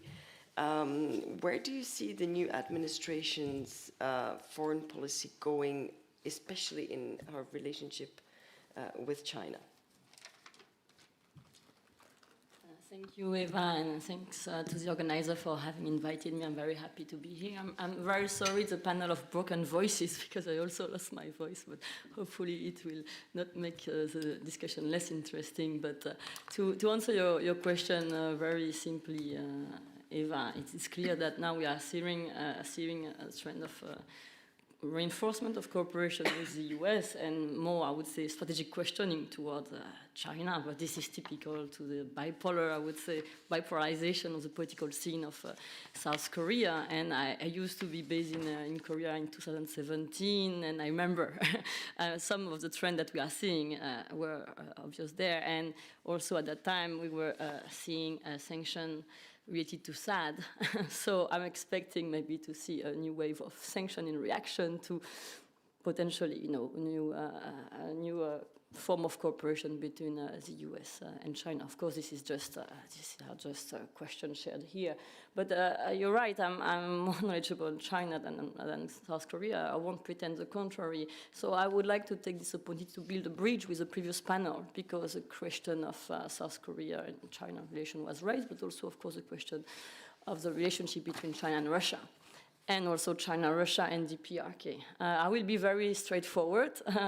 According to me, China-Russia rapprochement is very deep, very strong, and still far underestimated. For me, it's not a marriage of convenience. It has not been since 2014. 2014, you remember, Crimea crisis, then we thought, okay, Russia turned east because it has no other choice. It's just a pragmatic rapprochement in front of sanction, but it will not last, and it will not overlap over other areas. Well, we have now time distance, and time distance really shows that the rapprochement is multi-layered between China and Russia. We have seen military exercise, joint military exercise in the South China Sea, in the Baltic Sea, in the Mediterranean Sea, among others, not just in sea, but also Central Asia, Siberia, etc. And each time, analysts in NATO or EU, and sometimes I was also part of this analysis, saying, well, they are short military rigs, they are small in size, they are just ad hoc. Well, if you add them, they are not so ad hoc. And in any case, the rapprochement is also conceptual and ideological. It's very clear if you look at the joint statement published on 4th of February by Xi Jinping and Vladimir Putin on the margin of the opening ceremony of the Winter Olympic Games. It's very clear that the rapprochement, they share a vision of the region that is, of course, based on a very strong shared antagonism towards the US and NATO. And also there is a kind of recognition of each other's mutual national or strategic interest, and Russia, namely, explicitly mentioned Taiwan in the joint statement, supporting, of course, the one China policy and China's position in general terms. And this was reiterated when Xi Jinping and Vladimir Putin met in the margin of the Shanghai Cooperation Organization meeting 3 weeks ago. So, okay, we can discuss about distancing, sign, that China seems to comply with sanctions, but at the same time, you also have a lot of signs showing that there is no, according to me, that's my analysis, you may disagree, but I don't have enough concrete fact to prove or to indicate that there is a distanciation of China towards Russia since the beginning of the war. We are now analyzing, vocabulary, the X declaration, but you can see signs on both sides. But for me, in concrete terms, China imports of energy from Russia has increased. China has been very active diplomatically to try not to isolate Russia. To do action to counter. To build counteraction to avoid isolation of Russia, being as a upcoming G20 or within the BRICS framework that China has been presenting. And the list is long, and this panel is not specifically on China-Russia rapprochement, so I will shift quickly, but happy to answer more questions you may have on China-Russia. From my perspective, I can answer why I see this rapprochement is ideological and conceptual and should be taken as such. But let me shift straight away to China, Russia, and DPRK. I will be also, maybe you might say, too simplistic, but sometimes it's good not to be too clever. And I think we should really consider that they will reinforce cooperation for 3 reasons that are debatable. But one is geographic proximity, basic. Second is ideological proximity. the resentment against the US is so strong. I mean, from a China perspective, you can't imagine how violent is the wording towards the US, yeah, and NATO and the Indo-Pacific concept and strategies that are related. Wang Yi, state councillor and foreign minister, in her last press conference in March, annual press conference, he said, I quote by memory, but you can double check the word that I will quote are more or less the same. The Indo-Pacific is a illegitimate concept and strategy that is doomed to fail. Okay, and China has promoted since 2016 a quite, I would say, precise and calculated strategy of coalition building. It's calling, Xi Jinping mentioned that as enlarging its circle of friends. So this means China will try to reach out to as many countries as possible to try to build an alternative coalition to the West. It's not formalized, it will not lead to a creation of a NATO-style type of institution. China is not planning to sign any security treaty with anyone. But still, China is trying to be more than a convening power. The competition between the US and China is not now just between two countries, it's between groups of countries. At least that's how China is seeing it. And that's why China is trying to reach out to as many countries as possible. Even during COVID-19, it was through video conferencing, etc., through different means. But we have to, I think, now analyze the relationship between China and Russia, but also China and DPRK into that framework, through that framework. It may fail, China's coalition building strategy, but it's there. It's well planned, it's long term. In the previous panel, it was President Lee referred to, interestingly, to Belt and Road. Yeah, Belt and Road is one of the tools to reinforce coalition, but it's not the only one. And I mentioned three reasons why I believe China, DPRK, and Russia will reinforce ties: geographic proximity, ideological proximity, but also, I would say, economic and connectivity opportunities. I believe that, the first point and the third point are related, but from what we have, according to public sources, open sources, DPRK agreed to resume rail traffic with Russia this month. These were previously interrupted since 2020 because of COVID, and also a rail trade between China and North Korea resumed in January 2022, according to the sources I have. And I'm confident that the three countries will try to develop new form of connectivity, because the rivalry between group of countries is not just conceptual, institutional, but it's also, as you know, infrastructure related. There is a race of infrastructure development. Everyone has its own now infrastructure project, from Blue Dot Network to Global Gateway. And China, yes, is facing obstacle in the development or revival of its Belt and Road Initiative, but it's not on the side completely, not at all, because it's a major project of Xi Jinping. And as such, it has to remain on the agenda and to be promoted whenever useful.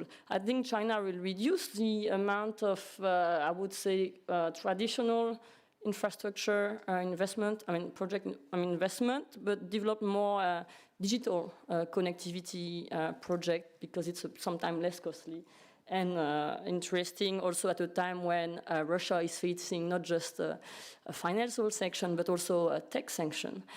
So, in this context, really the situation, I understand that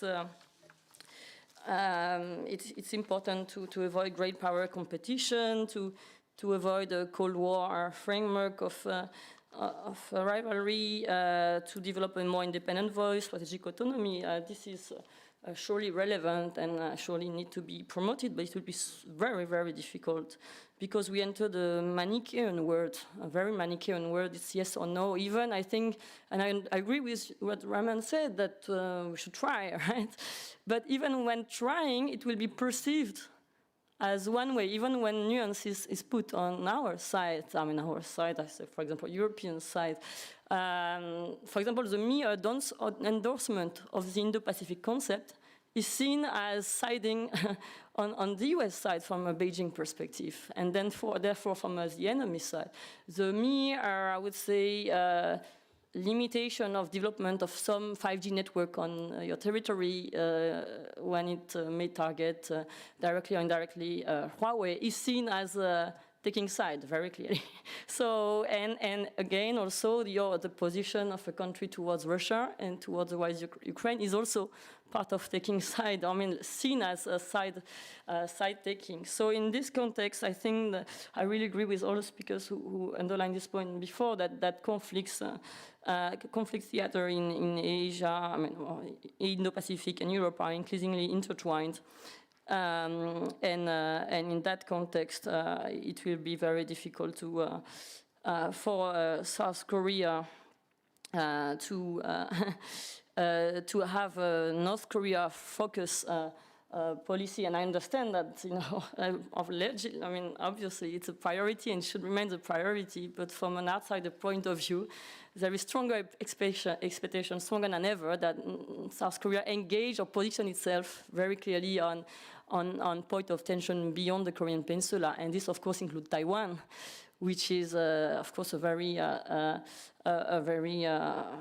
mean, a strong point of potential confrontation.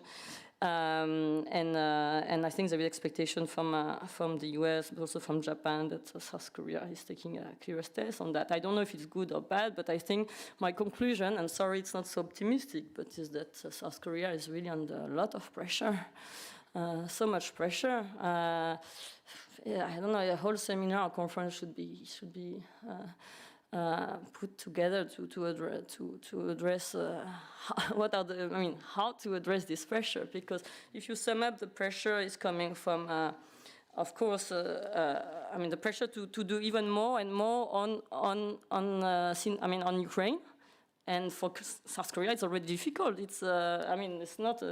I'm not saying it's not of importance to South Korea, but as you know, traditionally, South Korea has really been concentrating its effort on the Korean Peninsula. So it's a new move that it may not be recognized as in line with the effort that Seoul is provided, but I think Seoul will be under pressure to do more, to endorse more sanction package, to be clear on its position even more.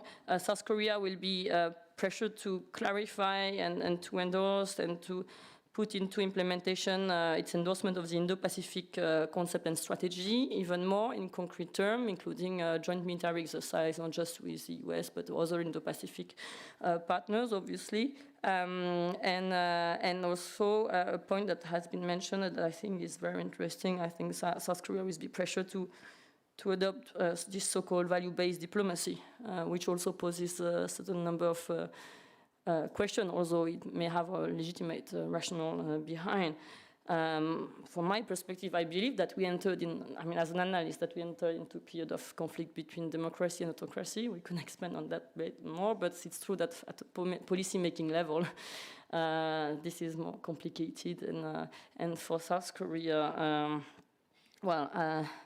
I think it's really, there is really a shift, and the level of pressure has never been as high as today. And I will come back to what I mentioned earlier.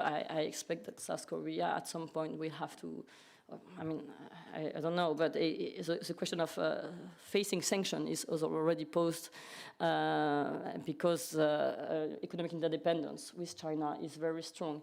Just one last point, if you allow me, but I'm thinking there was one of the presenters earlier, I think it was Minister Kang, you mentioned that China needs South Korea and China needs the EU. It's certainly true. From a rational perspective, and I think China is fully aware of this economic interdependence, but sometimes we have seen the limit of this economic interdependence on foreign policy decision-making. For example, when you look at the EU-China summit of 1st of April, that was held on a video conference, when the trade ties between China and EU were underlined in expectation that China would clarify its position toward Russia. It didn't work at all. And it seems that when some political or geopolitical objectives are concerned, China is ready now, under Xi Jinping, is now ready to pay the price of its position and objective. We could relate that to Hong Kong to some extent, who is losing financial attractiveness since the adoption of the national security law in summer 2020. But still, China considers that the political objective is stronger. And I think, in some extent, we can also give the argument of Russia. China is already potentially facing secondary sanction, or at least paying a certain price in terms of image of its non-distanciation towards Russia, but it doesn't seem to affect very much its position and the decision-making process on that matter so far. So I will stop here.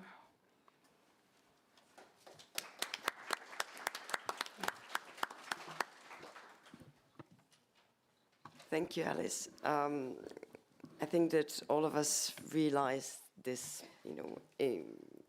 division that we are finding ourselves in. And that is basically going to define the world, and it's very difficult to avoid these big macro questions that seem to be basically all-encompassing anyway. But I think that that's also why the South Korean government is deciding to look outwards, because it realizes that it's all interconnected and it needs more support from outside to address challenges that were traditionally relegated to its borders, pretty much. So I think it's complementary. Dongfei, I know that you've been looking at South Korea also from the perspective of the US alliance, and I think it really nicely complements what Alice just said.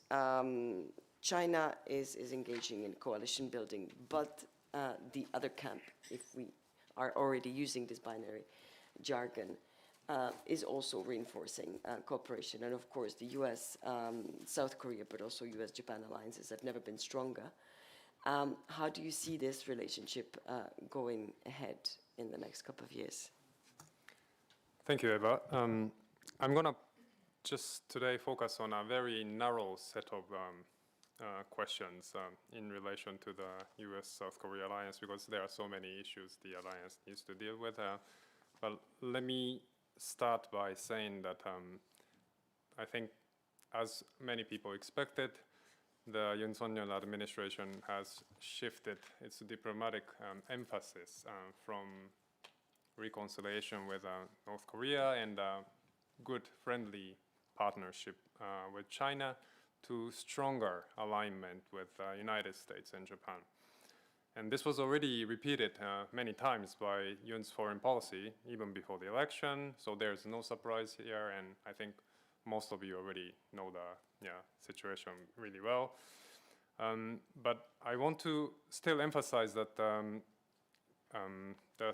shift in South Korean foreign policy is not really that radical, because the external constraints are still there, obviously, and also because of South Korea's democratic political system, there's some constraints on foreign policy shifts. And academic research shows that in democracies, even when a new leader comes with a new, different societal support base, so it's like liberal or progressives versus conservatives in South Korea, or Republican and Democrats in the United States, I think because of the news we read, we tend to think that foreign policy is also polarized, and when a new leader comes in, the foreign policy will just overnight change so radically. But it actually tends to be quite modest in democracies. In dictatorships, foreign policy change can be really radical. I mean, think about, for example, US alliance breaking out after the Iranian Revolution. So when that kind of regime change happens, foreign policy can really radically change. But because of the democratic system in South Korea and also the continuing external constraints, I think the foreign policy of South Korea has actually shown quite a bit of continuity. And in terms of some changes, new situations in external circumstances that South Korea faces, Russia's aggression against Ukraine and rising tensions over Taiwan come to my mind, as with to many of your minds, I guess.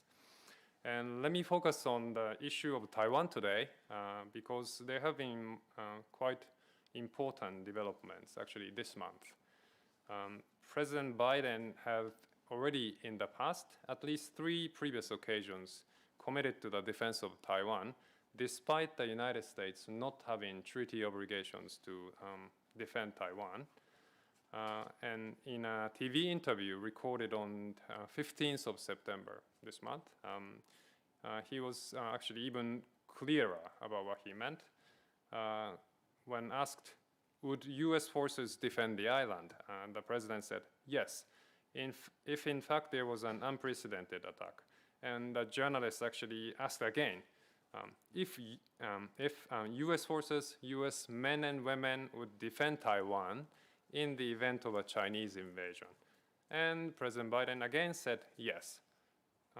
The US government actually still keeps saying that the US policy over Taiwan hasn't changed, but if this is not a change, what is? And clearly the situation has changed and it has important consequences for military allies of the United States.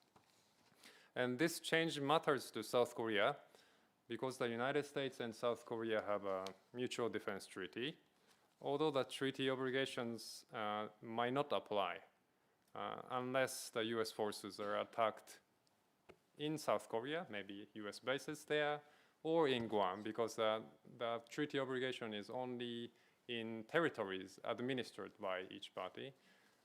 So it might not actually apply in terms of treaty obligations, but still, I think that alliances are not just about strict legal responsibilities, so it'll be very difficult for South Korea to refuse to support the United States in such a situation. And it also matters to South Korea because US forces stationed in South Korea. It fluctuates, but a lot of people say it's around 28,000 troops. That US forces, Korea, they could also play a role in conflict over Taiwan. As already mentioned by Ambassador Lee, there was a CNN interview that aired this past Sunday, 25th of September. And Fareed Zakaria asked President Yoon Suk-yeol about South Korea's or the US ROK alliance's role in a Taiwan contingency. Let me quote. So Zakaria said, so just to be clear about your position on this issue, if China were to attack Taiwan, do you support the United States coming to Taiwan's military defense? And the president answered in Korean, but through translator, answered, in the case of military conflict around Taiwan, there would be increased possibility of North Korean provocation. Therefore, in that case, the top priority for Korea and the US-Korean alliance on the Korean Peninsula will be based on our robust defense posture. We must deal with the North Korean threat first. I thought President Yoon's explanation was brilliant and very useful from the South Korean perspective, because it's very hard to argue against this North Korea threat excuse, in a sense. And I personally think that North Korea is unlikely to attack South Korea in such a scenario, but many Americans actually seem to accept this reasoning. This use of North Korean threat to avoid committing to support the United States in a Taiwan contingency shows that there is a clear limit to President Yoon's supposedly very pro-American foreign policy. And relatedly, a lot of people expected President Yoon to be tougher against China, who were expecting tougher position against China. They were disappointed when the president did not meet Nancy Pelosi when she visited South Korea in August after her visit to Taiwan, and allegedly because President Yoon worried about upsetting China. So there are these external constraints regardless of the personal preferences of the president or the foreign policy advisors to the president. The importance of preserving peace and stability in the Taiwan Strait was mentioned in President Biden's joint statements with Japanese Prime Minister Suga in April 2021 and with South Korean President Moon Jae-in in May 2021 and meetings in May 2022 with President Yoon Suk-yeol and also with Japanese Prime Minister Fumio Kishida. And when we think about the role of US alliances in a Taiwan contingency, we tend to think mostly about the US-Japan alliance because Taiwan is much, much closer to the Okinawa prefecture of Japan, which hosts a large number of US troops. And US forces Korea are mostly land-based forces, and the US forces Japan, they have naval and air force assets that are better suited to defend Taiwan too. So Japan and US forces Japan will play a larger role if a military conflict breaks out between China and Taiwan. But at the same time, I would argue that the role of South Korea in deterring China from invading Taiwan is actually very large and can even become larger than that of Japan. That's because Japan's involvement in a Taiwan contingency is already more or less included in China's strategic calculations, whereas Beijing seems to be a lot more uncertain about South Korea's role. South Korea, of course, needs to assess military risks and economic costs carefully in its China policy and Taiwan policy, but I think it should also consider the massive costs it will incur if the United States and its allies and partners fail to deter China's aggression against Taiwan.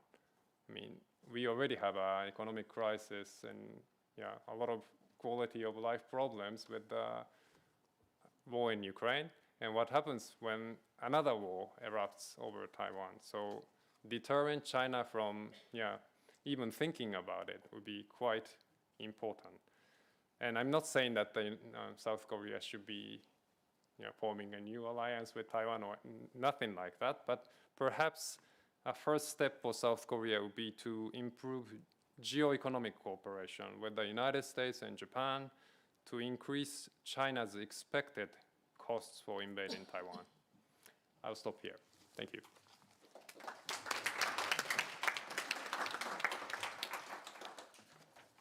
Thank you so much, Dongfei. I think this was a perfect complement to the discussion, and thank you so much also for bringing in Japan. And I'm not talking just from my position as a Japan chair, but because I think that the whole triangular relationship between South Korea, Japan, and the United States will be completely instrumental in this new dynamic. But we have some 20 minutes left. I hope we can take 20 minutes because we started a little bit later. So I will open the floor for questions. And while you're thinking about your question, I will actually start with mine, but keep it just at the back of your mind afterwards. And it follows actually on what I just said about Japan. Going back to South Korea's kind of shifting foreign policy and the new world that we're finding ourselves in. Where does Seoul see the benefit of cooperating with formations such as the Quad, for instance?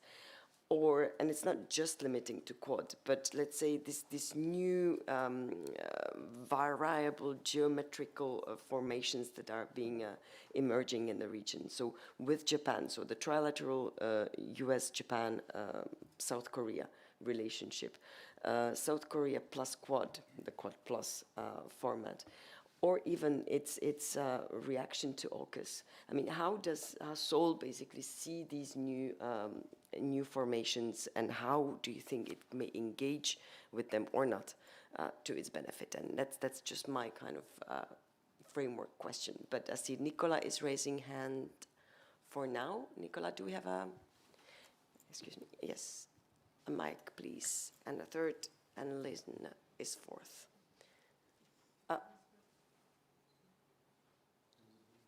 I get Nicola first, then. Thank you. I would like to go back to Korean Peninsula security and also the role that the EU and China may have. I just want to throw out kind of like an idea. As we know, Europe and China played an important role in the case of Iran.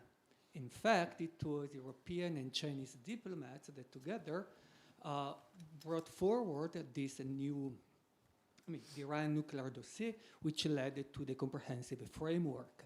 Eventually, the United States signed a different agreement, etc. Now, there has been some talks, of course, within Europe as to whether this could be transported, applied to the Korean Peninsula. So because we have spoken so far about the difficulty, China could invade Taiwan, China is a problem, is a threat, could become a threat, North Korea is a threat. Do we also have some room here, do you think, we have some room for some kind of diplomacy between Europe and China on North Korea? Thank you. Thank you, Nicola. Alan, I think there's Lynn for sure. Gentleman in afterwards. I'm Lynn Gutas from the European Institute for Asian Studies. And maybe also to pick in on what Nicola just said. So he was referring to the Korean Peninsula, but what about Taiwan itself, and how do you see the role of the EU there, and how actually the EU can anticipate to that? Also potentially cooperating with Korea and with Japan in the region. Thank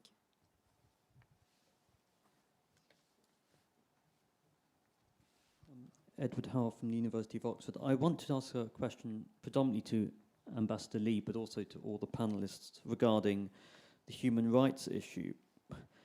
We've recently seen the environment within the UN Security Council seems to be increasingly tilted in North Korea's favor. We've seen Russia and China increasingly oppose recently sanctions on North Korea. So if we have to wait 3 or 4 more years for North Korea to acquire sufficient capabilities before they are willing to negotiate, what do we do in the interim regarding the human rights issue within this backdrop of a UN Security Council environment that seems increasingly in the favor of North Korea, given Russia and China's actions?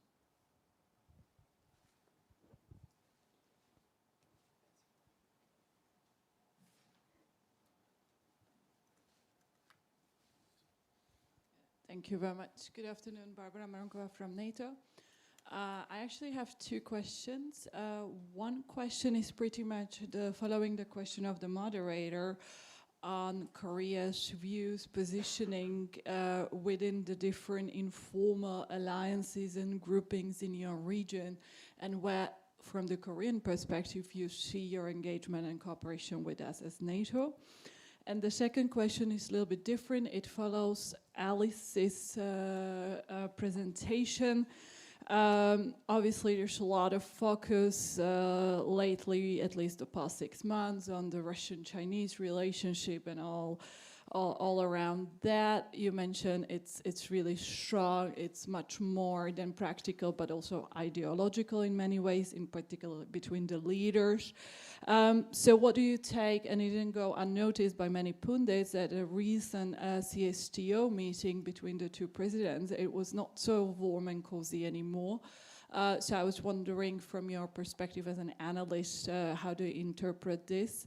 Obviously, for us at NATO, this forging bromance is obviously of a certain concern as well. So just wanted your analytical opinion. Thank you. And last one. Theodora Gibchanova with Global Rights Compliance.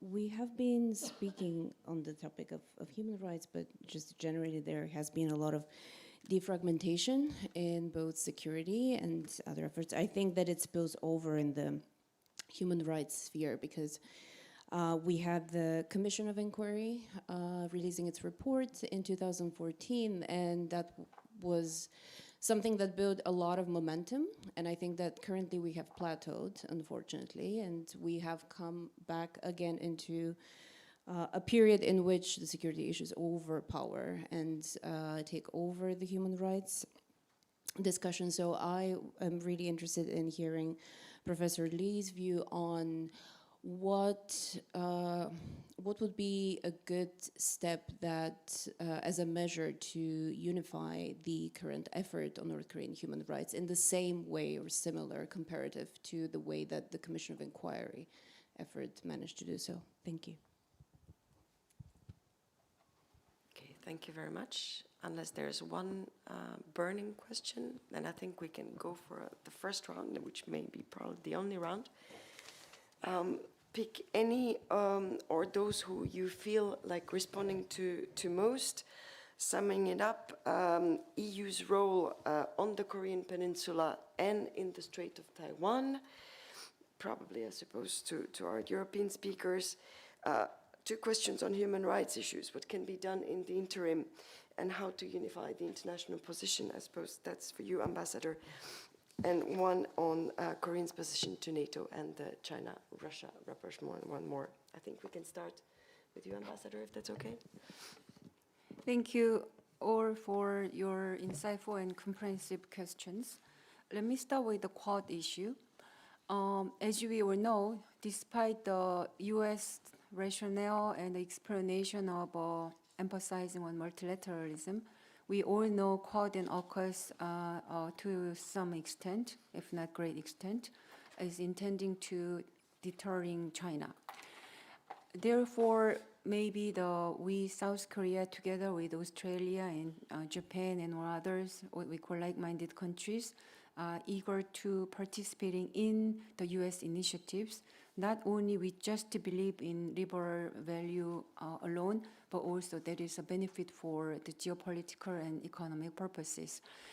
However, I think U.S. appears to have some problem after the Russian invasion of Ukraine, because one important country in Quad framework is India. While India was very eager to be the part of or even leading partner of Quad when it comes to dealing with China, when it comes to the U.S. attempt to include Russia as also the country to be deterred, the India appears to having a very dubious attitude, if not showing clear reservation. So as far as I understand, the momentum of Quad appears to be kind of a stalemate for now, so that we have to think about what kind of unilateral or multilateral framework we have to build up in Indo-Pacific appears to be a very important task for the regional countries, including Korea.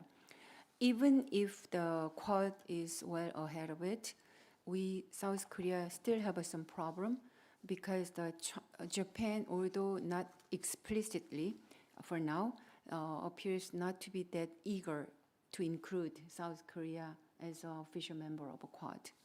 And as you all know, as a US official clearly stated, Quad plus never exists by the official terminology. We just say it.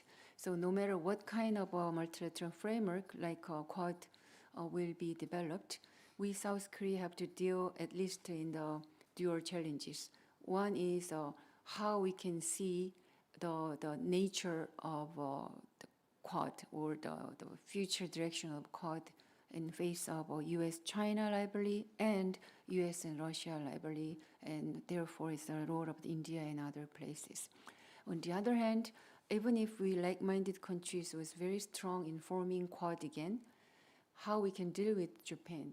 It's Japan and Korea relation is very important, therefore, now not only for those Quad formation, but also our second question is talking about the trilateral cooperation between US, China, and US and Japan and Korea. It's so pity we, Korea and Japan, if I may call both of us a middle power vis-a-vis US, Russia, and China. There are so many things we should do together, but because of the past history or because of politicization of both the countries' politicians, it's so hard for us to make some kind of political momentum to work together to enhance the national interest of each country.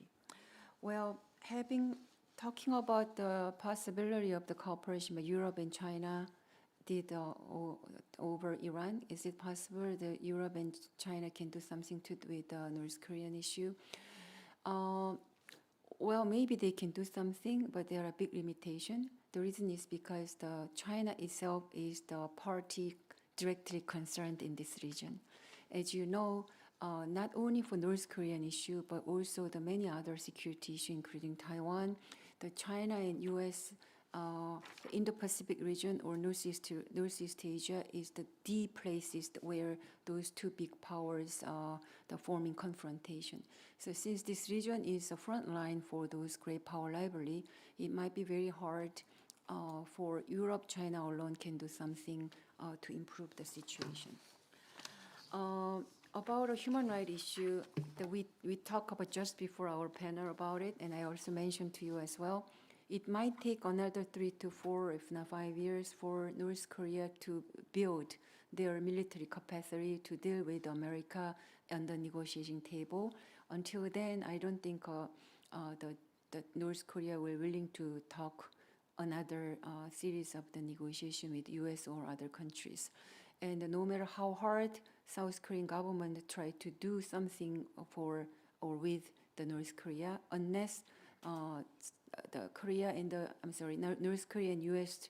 to make some political breakthrough, there is no chance for South Korea to getting into do some assertive role in solving the problem of the denuclearization, unfortunately, in my opinion.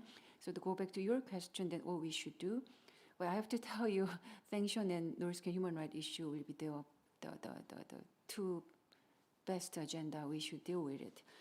Then how? It's hard to tell, but the sanction and also unitary voices over the sanction and the North Korean human rights issue are, I think, very important. Therefore, not only like-minded countries, but also unlike-minded countries, at least understanding is required to improve this kind of the process. For instance, in South Korea, we have a so-called the Korean Peninsular Group. Probably Minister Kang, you know, aware of it very much. They are very much interested in now for what they can do for North Korean human rights issue. And as a matter of fact, upon my return to Korea, I will have a couple of meetings with them. And then hopefully I can learn something from them, and what kind of idea they have it can give me a more comprehensive and neutral stance to go forward for that. Last but not least, we're talking about the COI, right? It's been 8 years since the release of the COI. I think this is the very time we should talk about what we should do to follow up for the COI issue. Well, I did have an opportunity to talk with the people from State Department of the U.S., including and also the Robert King, who's been working for the Special Envoy for U.S. All of them are very eager to have a new Special Envoy, which will be my counterpartner. And then according to the one high officer from State Department said, it will be a matter of several weeks that we will have some news. So hopefully they will having a good momentum for us to talk about what we can do together. In the beginning, I did believe that tripartite cooperation between Korea, US, and UN will be very beneficial to move forward for improvement of the North Korean human rights issue. But having heard a lot of opinions and differing voices, including the US and even UK and New Zealand, Australia, I realized that UN has a structural limitation to deal with North Korea, not only because North Korea is a member state of the United Nations, but also the very big Chinese influence over the United Nations. It's very hard for them to only talking about accountability of North Korean human rights issue.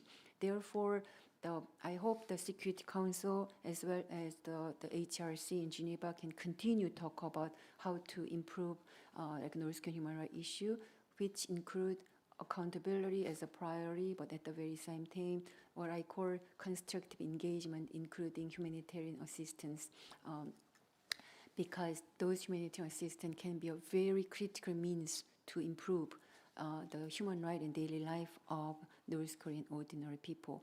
Well, Lucas Mender briefly talked in this previous session. He said in the beginning, European Union was talking about critical engagement, but now he said he learned about constructive engagement. Yesterday, that was me, I told him.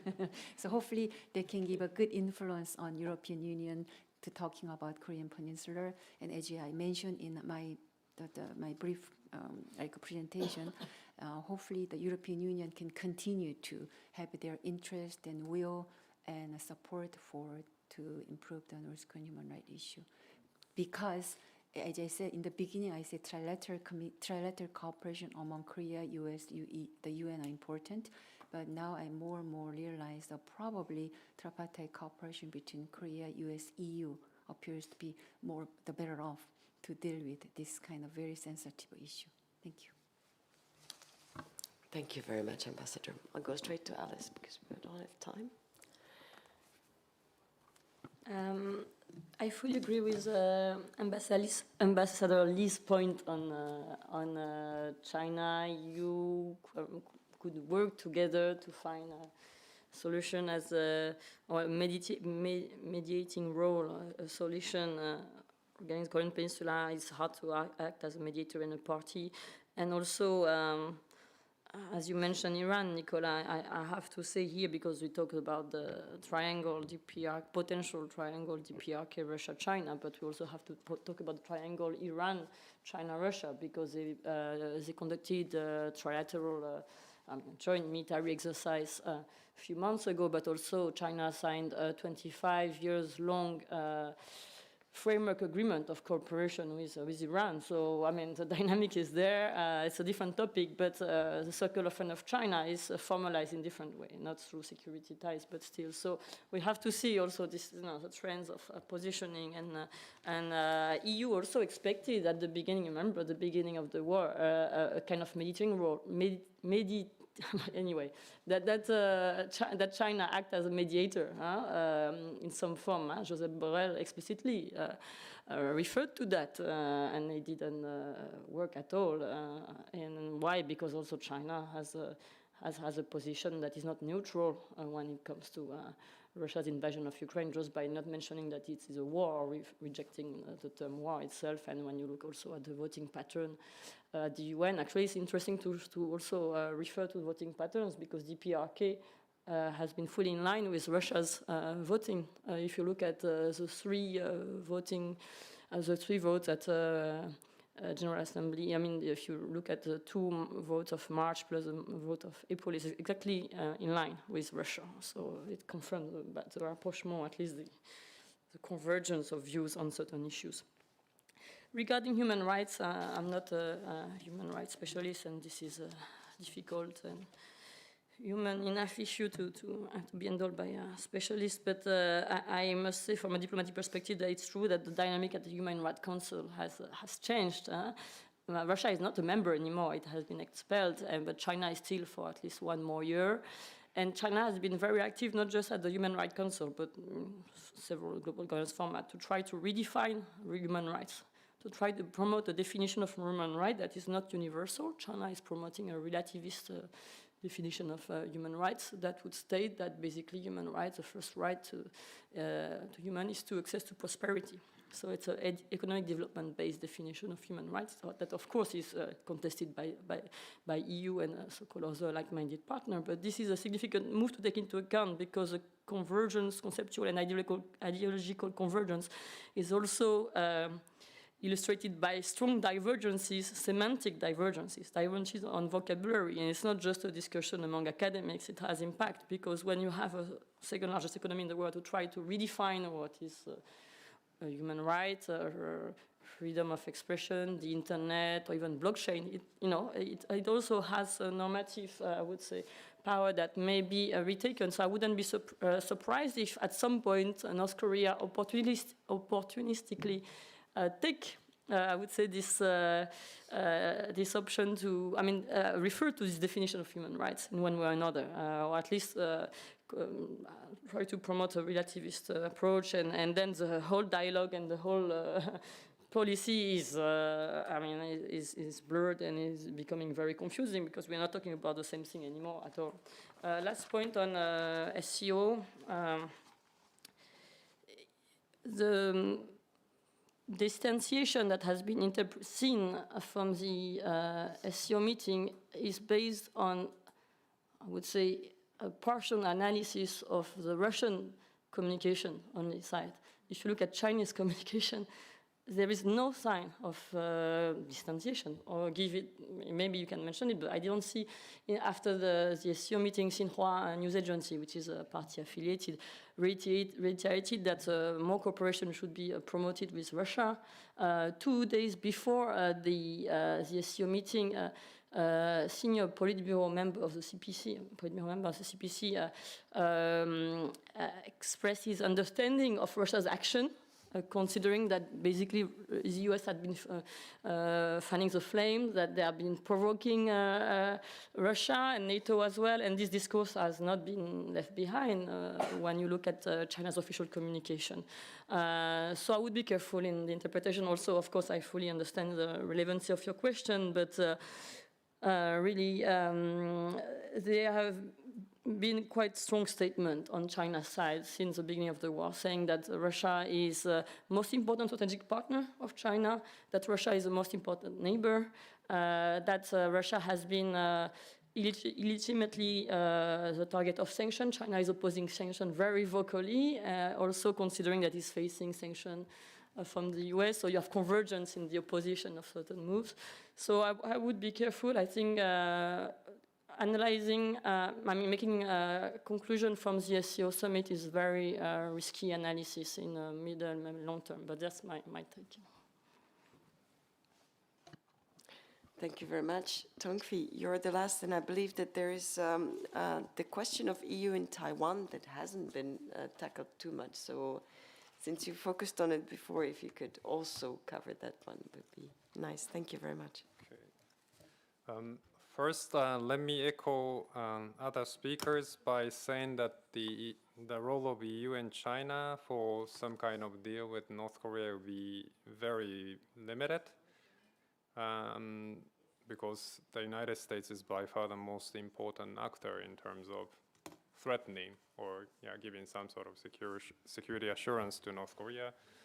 But I guess once the United States changes its policy and is willing to improve relations with North Korea, then I think both China and the EU can actually be very helpful, because multilateralization increases the survivability of international agreements. So like South Korea, I think China and the EU also have to wait for the United States to make some sort of breakthrough before they can actually more usefully contribute to some kind of diplomatic solution. In terms of Eva's questions and also some other questions about how Seoul sees and engage with various security alignment and also with NATO, while I don't have particularly good information about Seoul's policymakers' internal views, so what I would like to say is more prescriptive recommendations. I think it's very important for South Korea, even during this Biden administration, to really think about post-2024, and it's very important for South Korea to enmesh various regional security alignments and also expanding maybe possibly new security partnerships, not to replace the US-South Korea alliance, and frankly, I don't see any alternative source of effective military protection for South Korea, but to better manage the US-South Korea alliance. And by having better relationships with other allies of the United States, I think South Korea will have a much better bargaining position vis-a-vis Washington, D.C., whoever is in the White House from 2025 onwards. And EU's role for Taiwan, I guess, again, I wouldn't recommend the EU member states to be actively signaling some sort of military commitment. That's probably not unrealistic. But when it comes to geoeconomic policy, I think the EU actually has really strong material power. So in cooperation with the United States, Japan, and South Korea, and many other countries, maybe the EU can still contribute to the deterrence of Chinese aggression against Taiwan, and not just really full-scale invasion, but also the Chinese side needs to understand that incremental, salami slicing kind of tactics to erode Taiwan's sovereignty and the status quo should also be punished, at least economically, severely. That's, I think, a very useful signal coming from the EU. So in that sense, I think the EU can definitely play an important role. Thank you. Thank you very much, Dong-Fei, and many thanks to all the three excellent speakers. I think we've managed to cover a rather incredibly large ground in a session that was supposed to focus solely on the Korean Peninsula. I believe that we will continue the discussion in the afternoon, because all these security and economic questions are, of course, deeply interlinked. And I'm really glad that we are basically having this whole full day to use the Korean lens to explore the new global warring dynamic. On that note, let's break for lunch. I believe it is served not far here in the lobby, right? And we will reconvene at 1:30. Okay, enjoy your meal, and we will continue the discussion in the afternoon. Thank you very much.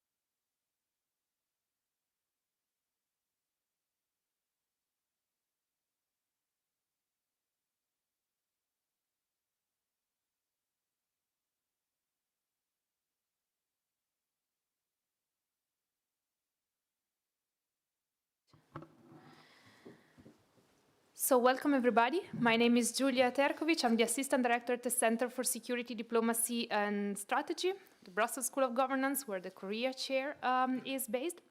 I'm delighted to see so many of you here, especially after lunch, for the third and final panel of the 2022 edition of the Brussels Korea Forum. During this third session, we will focus on the current challenges and perspective on South Korea and Europe in global economic governance.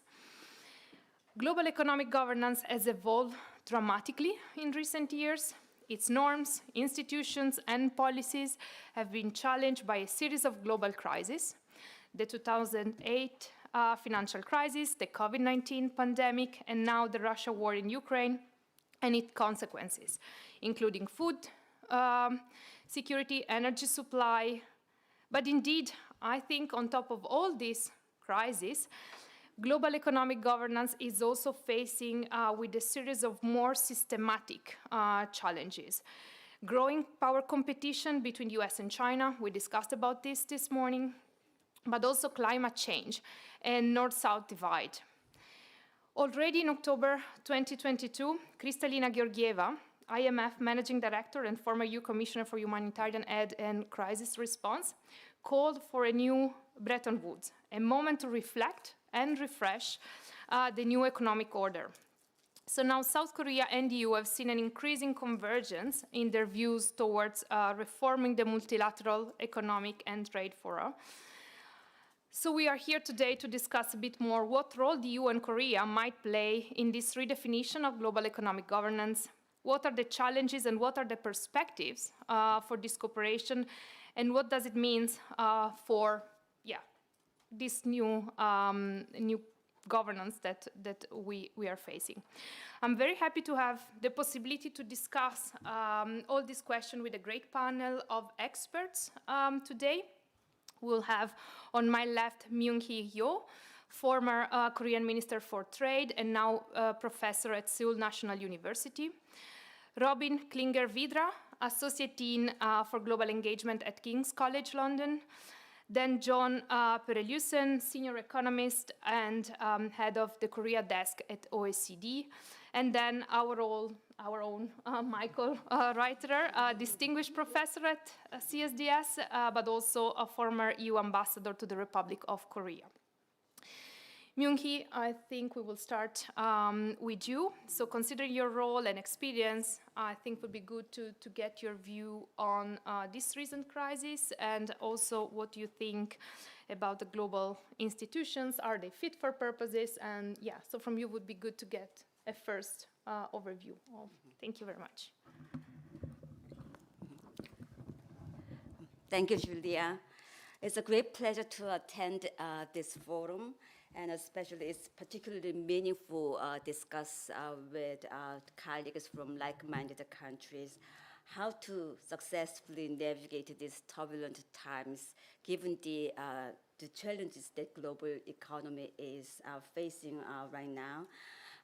Julia, you have very well captured the global economic challenges that we are faced with. So those recent developments and also the recent challenges have made us really rethink and reimagine our trade policies and also global economic governance, whether they are fit for the new job and also the new era. So today, I would like to focus on more like the challenges from Korea's trade perspective in particular, and also discuss whether the current global institutions, economic institutions, what they can do to address those challenges. And if they are not the perfect forum or mechanisms to deal with it, what other forum or what other mechanisms can do with that to complement the global economic institutions. So in regard to the challenges from Korea's trade perspective in particular, I would name the three challenges: supply chain disruptions or reconfiguration, and the twin transition to green and digital economy, and the rising protectionism around the world. So first, supply chains. As you mentioned, the growing geopolitical tensions between the US and China and devastating global pandemic, Russia's invasion of Ukraine, and also most recently, China's zero COVID policy. They all wreak havoc on global supply chains. And this has prompted a reconfiguration of the value of global supply chains. Efficiency is now being recast in terms of resilient and reliable supply chains that are better adapted to emerging geopolitical uncertainties rather than purely on the basis of lowest cost. In addition, there have been also increasing incidences where trade and global supply chain interdependence are weaponized, used as a geopolitical tool. As such, this has raised concerns in some countries and even led some countries toward some extent of national self-sufficiency for critical products. Many countries have responded to these challenges with stockpiling, diversification, and domestic production, working together with their private sector companies. And some have taken more assertive policies and measures, reviving their industrial policy and utilizing various offensive and defensive policy tools. However, it is easier said than done. These policy mixes are not quick fixes, and it will take time, and also comes at a price. So increasing supply chain resilience will be a very time-consuming and costly process, and indeed an ongoing challenge in these very uncertain and volatile times. So let me move on to the second challenge that I like to address, transition to digital and green economy. The world is rapidly transforming into a digital economy, which was also accelerated by COVID-19. However, there is no global playbook to guide policymakers in this multifaceted digital domain. Rather, the digital rules become more and more fragmented by each country's unilateral measures. And GDPR has been an actually very successful example of the Brussels effect, as many countries, they have followed the EU's example on privacy regulation. Also, between Korea and the EU, the adequacy decisions now allow us free and safe flows of data. However, many other countries are actually following different models, and these adequacy provisions are granted only to a handful of countries. And moreover, also digital rules are not just limited to privacy regulations.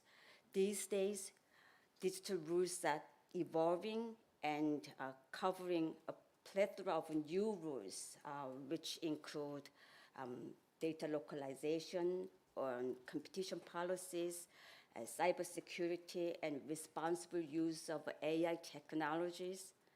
And these are not just rules on trade, economy, or technology. These reflect the priorities in their politics and social values. So embed the very values that the societies uphold. So once they are adopted and introduced, it's very hard to be harmonized around the world. So it will be really challenging to promote innovation and unlock the potential of the digital economy, and at the same time, address the vulnerabilities arising from the digital economy and make the rules interoperable with each other around the world. And green transition, the EU has been at the forefront on many global environmental measures. And despite broad international agreement to decarbonize the global economy, greenhouse gas emissions continue to climb. So as such, including the EU, countries are turning to their trade agreement and also use their market leverage to encourage more climate ambitions overseas. So as such, EU will introduce the carbon border adjustment mechanism next year, and there will be the first mechanism in the world to impose a carbon-related import levy. And it will be a challenge and cause concerns to other countries, maybe pitting developing countries against mature developed economies. So depending on the details of the measure. So I'd just like to emphasize that it should be designed and implemented in compliance with the WTO. And I hope that it would not cause unnecessary burdens to the businesses. And last but not least, another challenge would be, in response to those challenges, countries are adopting some sort of murky protectionist measures in the name of supply chain resilience or economic security, or some measures in response to those transitions. So those measures, they might pursue some worthy objectives. However, they should not be a new kind of protectionism under a different name. In particular, the supply chain resilience, they should not slide into protectionism or self-sufficiency with a nationalist bias. Improving supply chain resilience does not have to mean turning away from open economy or economic openness. It can be achieved through international cooperation, especially with the trusted partners, or even untrusted partners sometimes. And given the challenges, I think whether these current global economic institutions are fit for the job, let me touch upon the second question that you just mentioned. I would rather take an issue-wise approach rather than an institution-wise approach, because no one institution can address all these issues perfectly. So I would frame that question into this way: what the current institutions can do to address those challenges, and if there are other fora that we can utilize to fill in the gap or to deal with the challenges, what could they be? So first, let me start with the WTO. The three challenges that I mentioned, they cover both areas where the WTO's multilateral trade rules exist, or the areas where the trade rulemaking has not kept pace with changes to the global economy. So for example, supply chains. WTO plays a critical role in maintaining trade openness, a stable environment, and the supply chain resilience. But it can do more. It can strengthen its monitoring function so that it can facilitate the flows of essential products in times of supply chain crisis.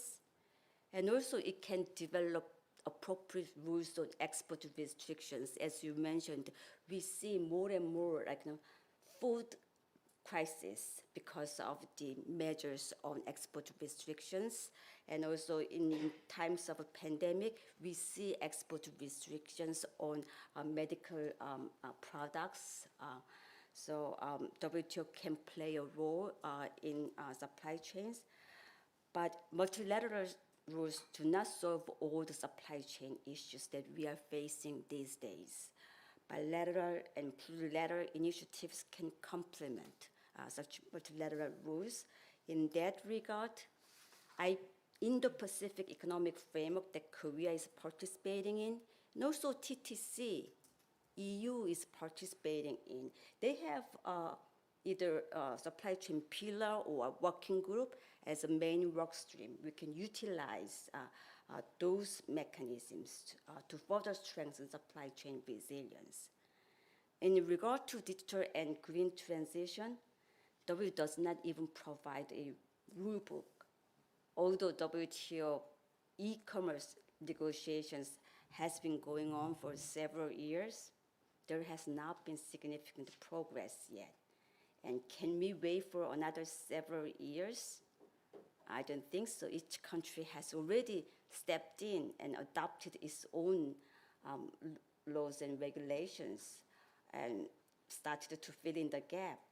So I think in that regard, Korea and EU can be really good partners, ideal partners in exploring proper rules based on our existing cooperation on GDPR and also our data and digital competencies and also our strength and in digital technologies and make those rules interoperable, not only with each other, but around the world and with many other countries as well.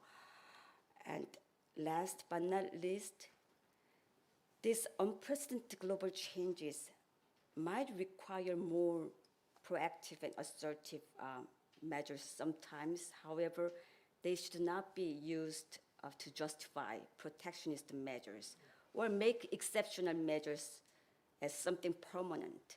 So in that regard, both Korea and EU, we are open trading economies. As such, we have promoted open rules-based trading system. So in that regard, we should work together redouble our efforts to promote. While tackling those 21st centuries, we also should work together to promote open rules-based trading system. So I will stop here. Thank you.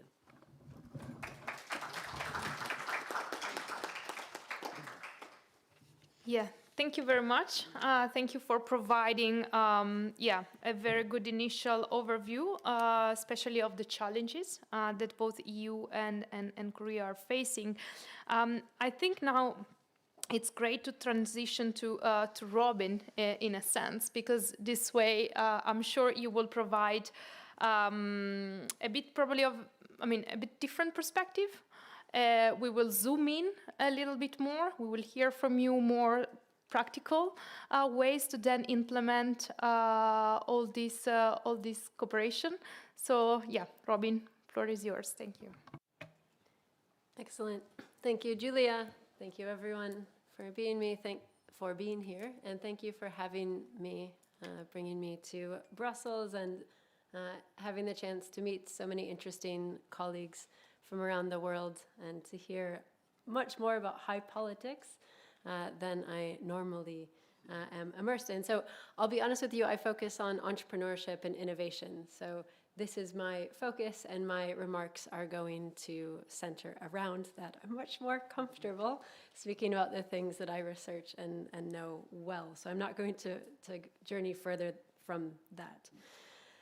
It strikes me that this morning, Korea was discussed as a middle power. And we heard this phrase a lot in the security context. In my world, in innovation and entrepreneurship, Korea is not a middle power. It is at the top of the league tables, in fact. It is named as one of the friends that we want to friend shore with. Thinking, Professor Lee, you mentioned, I really like the phrase, that now the economy is used for security. And I liked that quite a lot. The minister spoke about the importance of digital innovation, how we are sort of heralding the way forward. So these are maybe ways of connecting high politics and security to what I'm going to focus on. So thinking about Korea as a top of the league table rather than middle power, in terms of as a startup and entrepreneurship and innovation hub. So we have the success of the K-wave, right?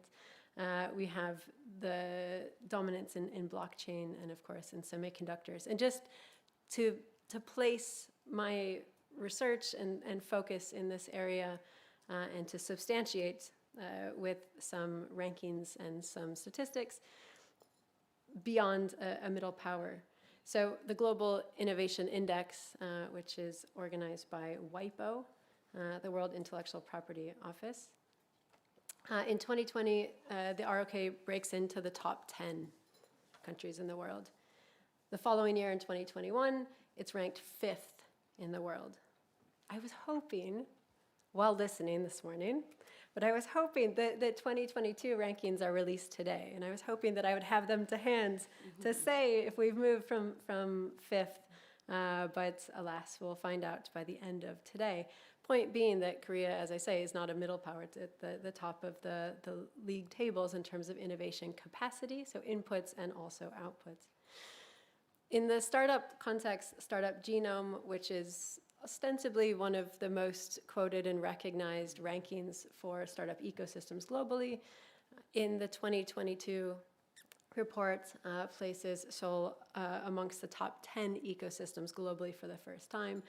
Previously, it was 16th, so this was in 2021, and it was broke into the top 20 at 20 in 2020. It's fun to say fast. As I mentioned, friends and the friend shoring, of course, we have the Biden administration. Now this is as close to sort of security and high politics as I get, but naming South Korea, of course, as one of the key friends in the CHIPS Act and someone that we want to bring closer, the friend shoring along with Japan and Korea in the context of semiconductor capacity collaboration, trade, etc. So not a middle power at the top of the league tables and of huge importance, and to your very eloquent statement before, Professor Lee, very much the economy and economic performance and innovation capacity as a driver of importance on the world stage. In particular, a lot of what I look at and work on with Ramon over the last years, in fact, has been on a very purposive effort by the state to boost entrepreneurship, culturally, capacity, sort of the quantity and the quality of startups, if you will. The boost for startups and entrepreneurship more broadly is not a new phenomenon in Korea. It's sort of all over the world now. I start a book that I published a few years ago with, in fact, a delegation from North Korea to Silicon Valley, where ostensibly Pyongyang was trying to learn how to create a Silicon Valley back at home. So that's an extreme example of this interest in boosting startups. But for Seoul, it's certainly not a new thing. Ramon and I argue in our work that this is something that's actually the promotion of entrepreneurship and SMEs has been part of the economic policy mix in Korea for decades. Although, I think that I'm the first person to say the word chaebol today, which is a new thing for me. Also, usually this is overused, and I'm just another one to say it. But the emphasis and the focus in a lot of the political economy work that I do and that I read of others is very much on the emphasis on the chaebol, right? And it's a national champion supporting industrial policy. But in fact, the promotion of startups and entrepreneurship has been there for decades.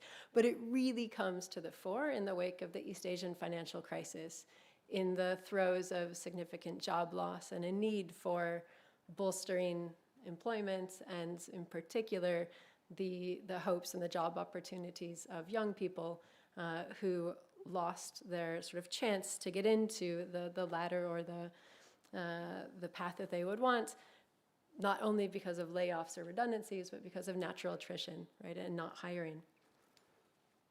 Relatedly, I just have to say that there's something interesting happening at the moment, and I was interviewing policymakers in Korea this summer and heard that at the moment there's similar sort of tensions or moves underway where firms are less interested in hiring fresh graduates. And so again, the promotion of startups as an employment option for young talent is really at the fore. But so this really, the big push of what Ramon and I call in our work Startup Korea, it really starts in sort of 1998. Then you have the Park administration in 2014 pushing the Creative Economy Action Plan.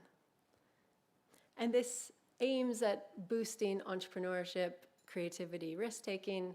We have the creation of the Centers for Creative Economy and Innovation across the country, so 18 across the countries. And as I'll come to later, each with its own chaebol partner as a core support and program partner for the centers.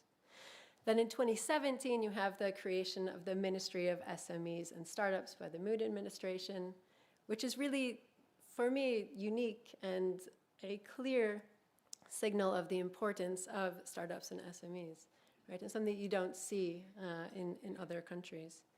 So I'm just making the point that entrepreneurship innovation has been there and is growing in importance from a policy perspective, from a governance perspective, as we're talking about in this post-lunch panel. And then from 2020, we have the allowance, a change in policy that allows corporations, incumbents, and even, because I've said it once, I'll say it again, the chaebol being able to invest as venture capitalists, right? To invest more explicitly in structures as VCs, which has massively boosted the amount of venture capital investment in Korea. Now, just to give a sense of the scale of the promotion of entrepreneurship and startups, I'll share with you a statistic that I heard from policymakers at the Seoul Metropolitan Government, who I spoke with last month. They told me that in Seoul alone, there are 40 startup support centers. 40 distinct physical centers to support startups. And they have over 1,200 deep tech, so startups that are doing substantive technology, not the sort of like online K-beauty selling types of startups, who are engaging with those centers. That's a phenomenal number of startup support centers in a specific metropolitan area. Point being that this is something that's deeply immersed, and now I turn to, and it's taking shape, and it's had a massive impact, in fact. One of the major efforts has been a cultural change, right, in trying to make entrepreneurship more palatable and even more attractive. This is the time that I try to get a joke. Okay, we'll see. So 5 years ago, Ramon and I interviewed someone. It's my all-time favorite interview quote. Okay, you don't have to laugh, but it's shocking. So we are interviewing someone about the role of policy in changing the propensity for especially young graduates to come home and tell their parents that they're going to be an entrepreneur, they're going to work for a startup. And our interviewee shared my all-time favorite interview quote, which is, he said, look, in Korea, to be an entrepreneur, you have to kill 2 women, right? See, it kind of worked. Shocking. And I sort of paused and I looked at him like, say what? Not really. And he said, you have to kill 2 women because the shame that you're going to cause your mother and the financial loss that you're going to cause your future wife. And he said, to overcome this is central. This is what policy has to tackle. I'll say that a lot of the policy efforts, and maybe this to your point, Julia, about the very specific or practical, a lot of policy efforts have been around this, normalizing, encouraging, making it palatable, making it even attractive. And then you have the actual successes that substantiate that. So you have now, Naver, Kakao, Coupang, who show that you can be a really successful entrepreneur, you can be high profile, you can make a lot of money. See, mom and dad, I don't have to go and work as a lawyer, doctor, or for Samsung or something. Okay, so some statistics on how this has materialized, how it's mattered. So as of last month, potentially still this month, but I'm most confident in my numbers as this being true for last month, there's 23 unicorns, 23 Korean unicorns. So unicorn being a company that is worth over $1 billion, which always feels like Dr. Evil. $1 billion company that's privately held, so not publicly traded yet. This is remarkable. When I started studying Korea, you often heard this rhetoric, we need success stories. So now we have 23 unicorns. As of this morning, before the security talks, I was looking at recent statistics on Crunchbase, which is one of the global data repositories for startups. And so I pulled some statistics I thought might be interesting for you to get a sense of the scale of startups and entrepreneurship. So as of this morning, according to Crunchbase, there are 18,352 technology-related firms headquartered in South Korea. 18,000 firms. Well, then I was interested in unpacking that. What do they do? What do they look like? So there's some excitement that might come from this, and then quickly the sort of funnel drops off. So I'll say that 814 of those are actively trading and have raised venture capital funding in excess of $100,000. 627, to your point about the sort of green and climate sort of friendly innovation capacity, 627 in the energy sector, a lot focused on clean energy and batteries, like for EVs. 390 of these companies employ more than 1,000 people, and 281 of them are focused in blockchain. If you're thinking those numbers don't add up to 18,000, absolutely right. If you're interested in hearing me slice it in other ways, I'm happy to, but those are some of the ways that I was slicing the data that I thought might be interesting. some last statistics to show Korea not as a middle power in this area, but rather as a globally important player. Corporate venture capital. So I mentioned that regulations changed just 2 years ago. And I think this is remarkable. Out of the most active corporate venture capital investors in the world, Korea will typically have 1 or 2 companies in the most active corporate venture capital funds each quarter. And this was true as of the first quarter data for this year, which according to CB Insights shows that KB Investment and Kakao Ventures are amongst the 5 most active global VC firms managed by corporations. They each made 16 investments in startups in the first quarter alone. It's incredibly active. That's an investment per week, right? Incredibly active. Now, my favorite interview quote, I have to come back to it. So I met with the same person last month, and I was sort of hoping for another, thing that I can put up on the wall at home. And I reminded him of the quote that he had shared with me 5 years earlier, and he said it's incredible how much it's changed, actually. And he said it's noticeable, it's palpable, that now, and this is someone, he has grown children, how now you can come home and you can tell your parents that you're going to try a startup, especially if you say, if it doesn't work out, then I will go. But he said that this intermediate, it's a way of getting experience, it's palatable. And I think this really underscores the way that this move has materialized. However, it's not about startups alone, and this is one thing that I think is not unique to Korea, but is something worth emphasizing. A lot of the point of supporting startups isn't only about growing sort of unicorns and new firms. In fact, it's also about supporting the chaebol, right? And this is something that Ramon and I have heard a lot in interviews over the years as well. The aim is not to destroy big existing firms and challenge them, but rather policy is seen as a way, startups are seen as a way by policymakers to inject, actually one of the quotes that I like in this regard is to inject innovative DNA into the chaebol, right? To make the large firms more capable, more innovative by working more with startups as external resources. Support-ups are also a means of job creation and a means of driving economic growth. Okay, so this panel is about global economic governance, and I'm wrapping up. Where does this leave us? Because I've done Korea, and I've said we're not focusing on middle power, but I haven't really done the global economic governance. So I thought I would close on that, and just to say that certainly an aim of the Moon administration was to boost global links and global involvement in startups.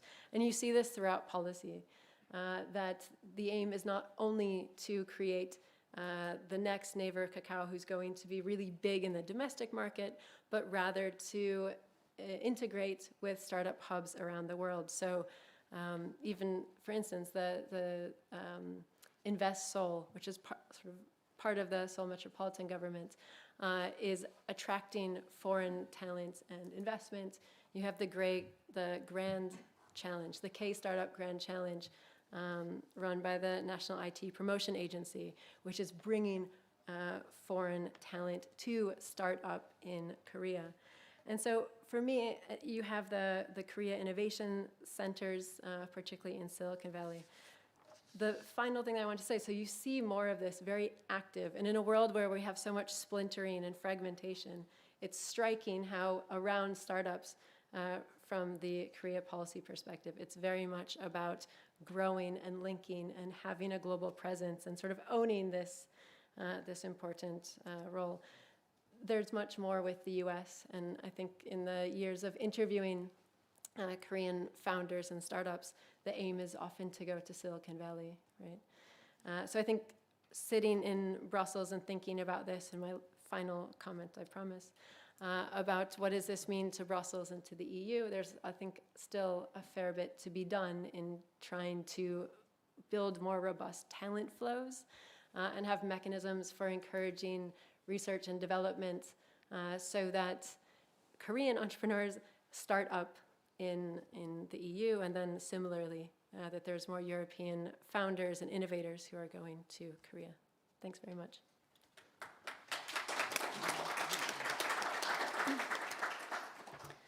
Thank you very much, Robin. This was really, really fascinating. Very different from what we usually discuss.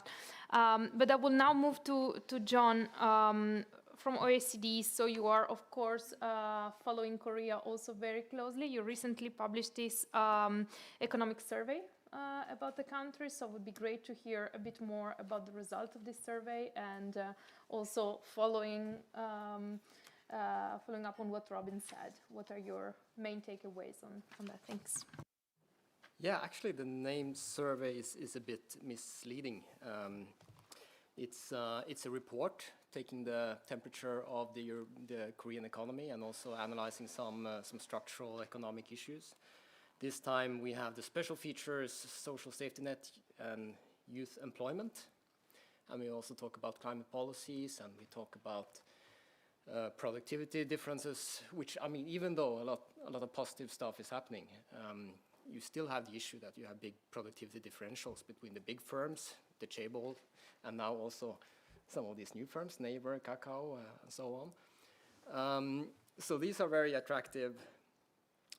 They become very attractive employers, which and the young people, they will then still work very hard in school, and they will have parents who will invest a lot in their future, and it's not really sort of a good equilibrium, and we name this the Korean golden ticket syndrome. We already had the Peter Pan syndrome, which was about SMEs that don't want to grow up, but now we also have the golden ticket syndrome.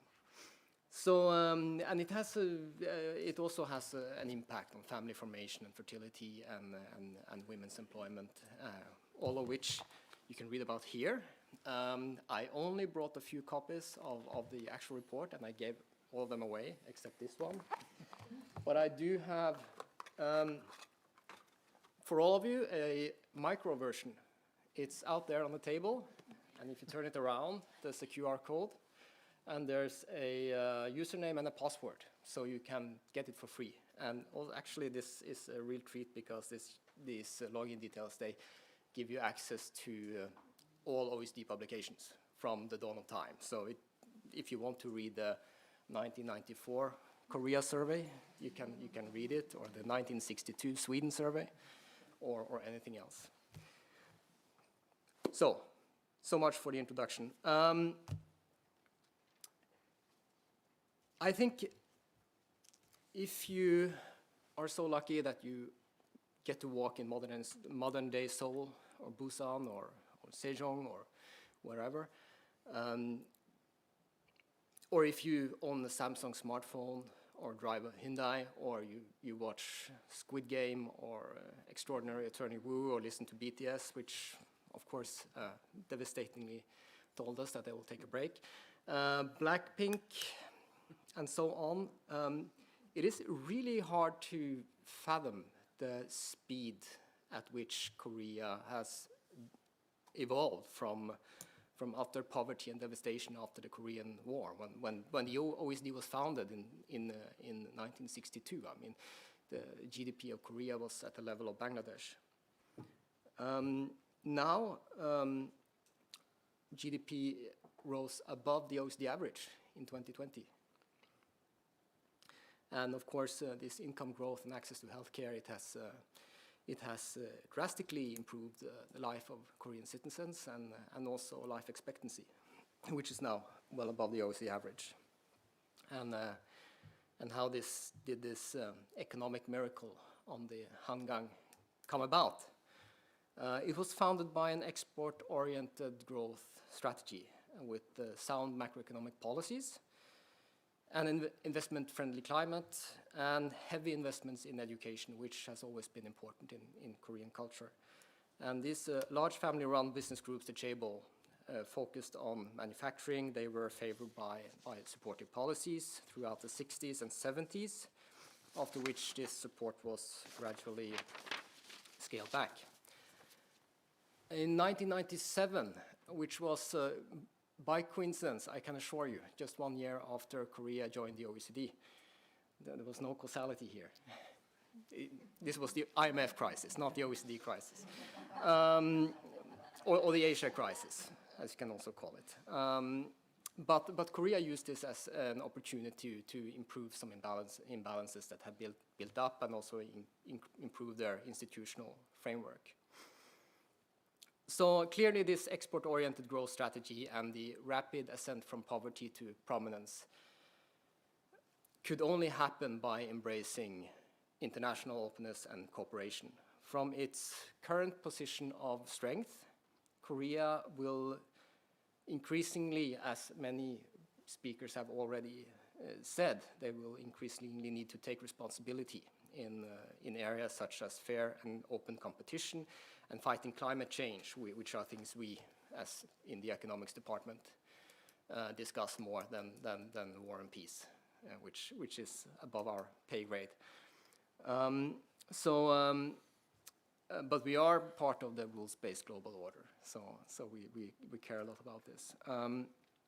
But Korea will also need to respond to new economic and geopolitical realities by boosting supply chain resilience, as has already been discussed, and as we describe in the report.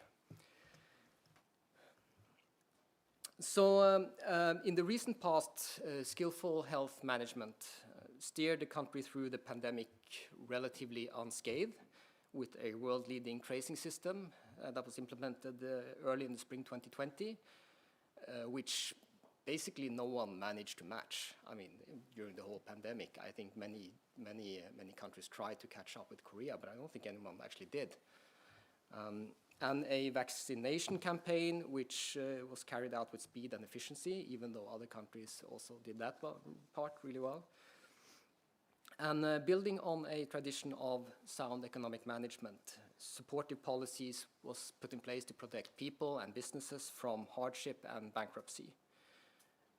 The strong exporting sector, again, heavily integrated in global value chains, helped the economy to rebound. And we see that this recovery is set to continue, even though there are dark clouds on the horizon. We have reduced our forecast for Korea for next year, but much less so than, for example, Germany, where we see a recession, and the UK, where we see zero growth next year. And tensions in the Taiwan Strait and US-China rivalries are, of course, also a slap in the face to global supply chains as we know them, and will lead to will sort of pull in the direction of decoupling or of supply chains, or hopefully not their strangulation. And 15% of Korea's imported items depend more than 80% on supply from China, which is a vulnerability. And when you look at the 2021 urea crisis, it kind of sort of came from a very unexpected place, because this is sort of very low tech. And no one had ever thought that this would be a strategic commodity. So it came right out of the blue, and I think made people sort of realize that we need to do something to boost resilience. And there are many buzzwords around. I use them a lot: homeshoring, friendshoring, etc. Korea has a lot of built-in resilience with strategic stocks of oil and gas, and also a strong manufacturing base. So it basically makes Korea able to produce a lot of things at home. And it's also sort of politically easy thing to say. Well, I mean, we will do it ourselves. I mean, we will be autonomous. And I agree with sort of all the speakers here today that this is very mistaken.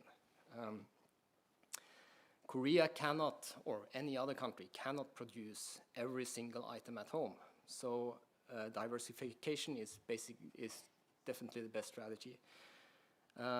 Avoid too much dependence on single trading partners for any product or service, which I've seen referred to as China plus one strategy. I think it was in the policy brief. Yeah. But it's not, as Minister, you already mentioned, it's not easy and will have a cost and it will take time. And of course, a commitment to global rules-based order, defending the global rules-based order is and will continue to be in Korea's best interest. So now Korea is an economic powerhouse, the 10th largest economy in the world, with GDP per capita above the OECD average. And Korea will need to take a more firm position as a defender of this system on which it built its success and on which it still depends. It is gradually pivoting from adhering to global rules to advancing the global agenda, as many has already mentioned. And one important area where Korea was previously reluctant, but where it's increasingly taking a more active role, is in climate policies. Again, I'm talking about this because it's in the report, so it's pure commercial. Hope you will read it. Korea committed to reducing emissions by 40% from 2018 level by 2030 and to net zero by 2050. And when we talk to people in Korea about this, they point out that the exporting sector and electricity generation are very, very emission intensive, so it will be very, very difficult. And I think this is definitely a point. But you can also see it from a different angle, that this high emission intensity means that there are a lot of these low-hanging fruits that are not been picked yet. And also, if you can reduce, especially coal, used for electricity generation and for heating, you can also have enormous co-benefits in terms of cleaner air. And one thing that we praise the Korea for is its emissions trading scheme, which is it was the first in East Asia, and it should be recognized by policymakers as the best tool to reduce emissions as much as possible and to lowest possible cost, because let's face it, it's costly. I mean, some people say that it's free to go green. I never believed this, and I won't believe it. So you should try to minimize cost, and that means the emissions trading scheme is a good tool.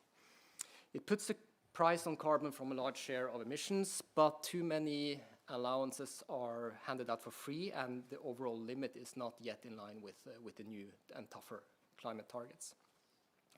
And one thing to be aware of is that even though we at the OECD and probably people in the EU and elsewhere would see the KETS as a flagship climate policy, which should be the foundation of Korean efforts to reach their targets, it's not necessarily how it works in practice, and it's not necessarily how it's perceived by policymakers and stakeholders in Korea. I mean, it varies a bit, depending how you talk with. Some favor a more opaque mix of regulations, supports, and also targets imposed by the government directly to business. And notably, one thing we were surprised about was that in electricity production, the market price of ETS allowances, it has zero or close to zero impact on electricity supply decisions. If you will run a coal plant or a gas plant, it's completely orthogonal to the carbon price, because the electricity market is not really a market on the supply side. It's a formula deciding which producer will produce at any given time. And in this formula, the carbon price was not a part of this until early this year. Now the carbon price is actually in the formula, but it's not implemented in the correct way. So I mean, it's not really the problem isn't fixed. So I think this is very important to deregulate the carbon price, so that the carbon price passes through in this very important sector. So I think Korea continues to benefit from global cooperation and governance, and it's gradually taking a more active role, and I think we are very happy that they do. And I think many of those who run the country realize its strength and its successes, but also perhaps in the population, I'm not sure Koreans realize, how a big, important player you have become in the world. And I think that's because things have happened so fast. And I think, you're getting there. And this is also explained in the policy brief you got. So I think I'll just finish by congratulating Korea with being such a great partner to the OECD and also to Europe. Thank you very much, Anne. And we will now quickly move to Michael, who has a great experience on EU-Korea cooperation. And what I'm going to ask Michael is to, of course, discuss from his point of view the main challenges and perspectives, but potentially to focus a bit more on the forward-looking aspect of this discussion. Consider your experience. I think this would be great. So yeah, Michael, the floor is yours. Well, thank you very much. It's a pleasure to be back at the forum, and I'm also very pleased to see two of my ministers having joined me in retirement as professors. You see that these conferences get a different meaning. It's not dashing in congratulatory remarks. I wish you all the best. Have an interesting discussion. Now you have to be part of the interesting discussion. So that's something you learn, and which I have learned over the last 2 years. It's also a pleasure to meet Robin in person, because a while ago we were talking on a podcast. She was talking substance, like today I was talking politics. So probably for a Korean family there might be a choice: study something serious in economics or become a diplomat. But I don't know how that fits into the social fabric of Korea. Of course, talking as the last person, you feel like looking at the Christmas tree, and one nice piece after the other is disappearing. So I have to take what is left. Well, let me perhaps say a few things what has already been done in the cooperation between Korea and the European Union beyond access to the beef market, from which I suffered for 4 years with very limited success, but gradually it is opening. But I think what is useful, and Minister Yu has referred to it, is the GDPR, the General Data Protection Regulation, where Korea adapted the system in order to be compatible with the European Union. And we have created a big area where GDPR is actually used. And I think the purpose of the exercise is to create a critical mass to get more people on board. And I think it is also a good approach, because the GDPR approach is you don't have to accept the European system. You can remain within your system, but have to make sure that it is as effective as the European system. And I think this is especially important in building governance, economic governance, because if you want to force others to adopt your system, then they normally tell you colonial times are over, get lost. So I think we have to take this cooperative approach, which is also an approach which is more in line with market structures. So GDPR, I think, is good. It should also bring now a digital partnership agreement, where I understand work has started, but that should be done quickly. The other one, where we have talked a lot today, is cybersecurity. And there, of course, Korea is an interesting case, because the more connected you are, the more vulnerable you are. And Korea is one of the most connected societies in the social fabric, but also in industry, as Robin, I think, has explained. And as my neighbor is such a good salesman,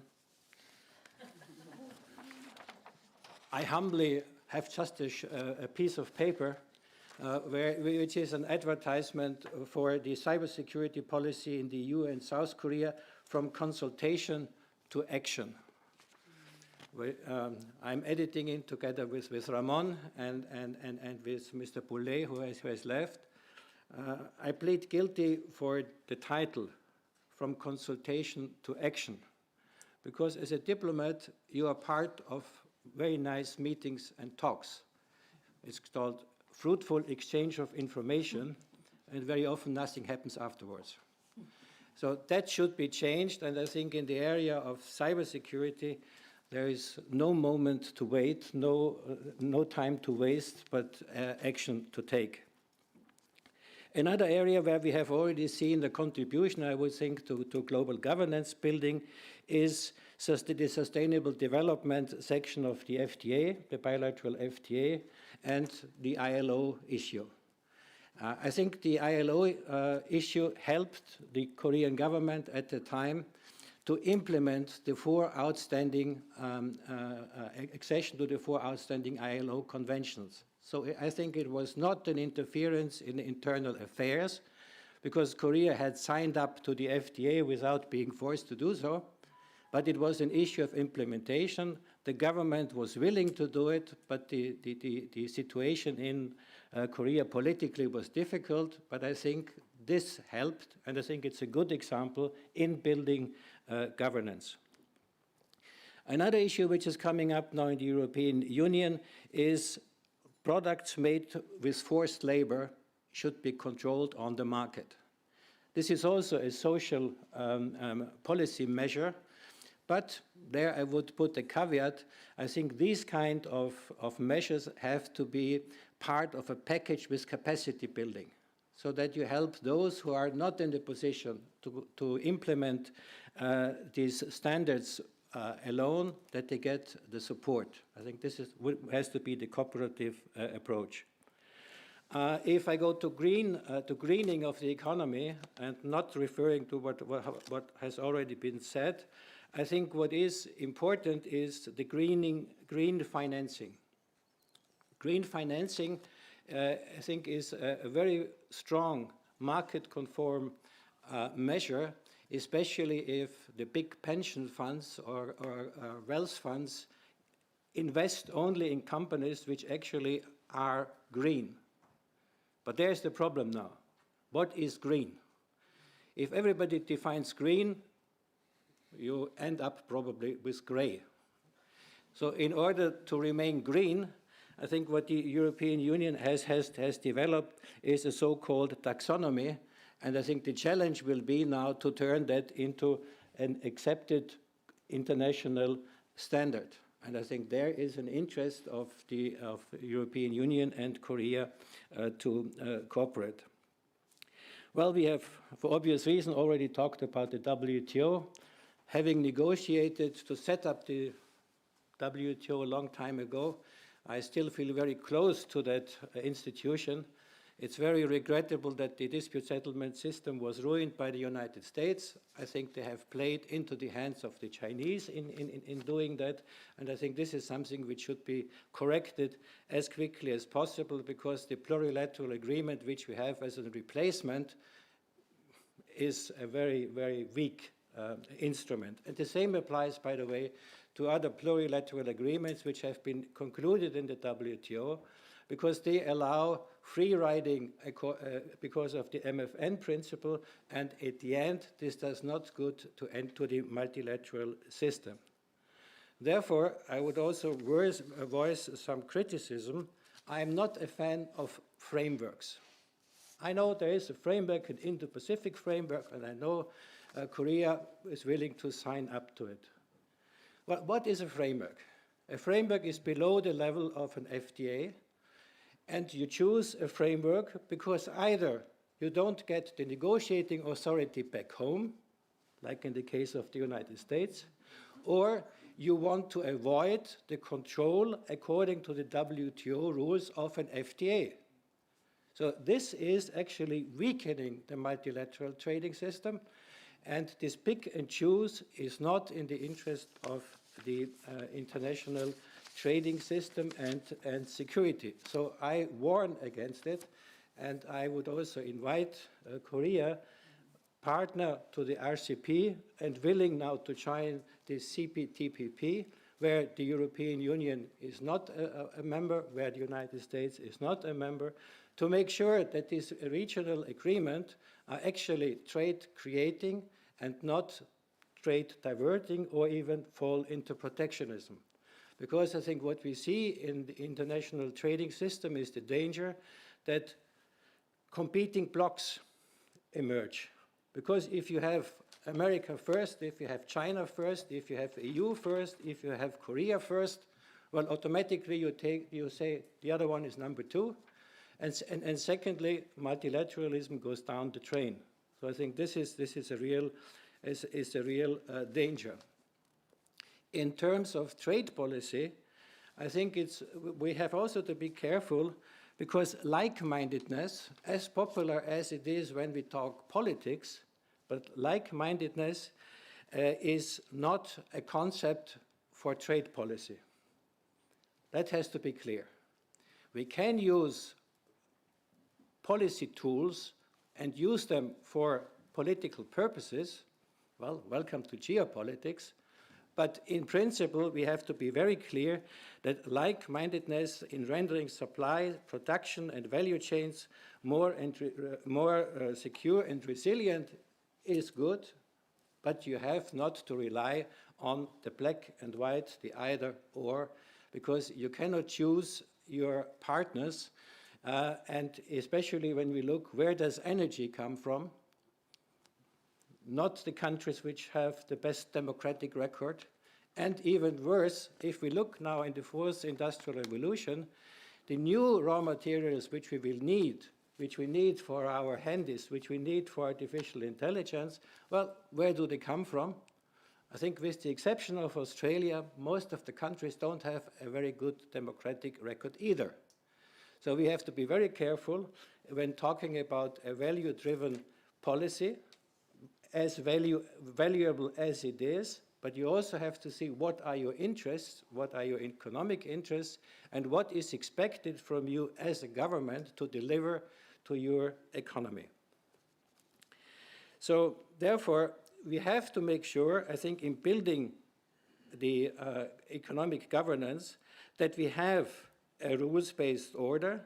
Otherwise, we end up with the law of the jungle. We go back to Leviathan, which we don't want. And therefore, we have to make sure that we are willing, able to reform the present system. Because that we cannot stay in the status quo, I think should have become clear to everybody. But if we also are pretty sure that we don't want to go in the Chinese way, that we don't want to go in the way China and Russia have published in February of this year. So we have to be innovative. We have to create a system which is probably more open, which is less centered on one major player. And we also will have to make sure that the global south becomes more of a partner. Otherwise, I think we will have the situation which we want to avoid, that somebody will cry first, and then we are last. That was my last word.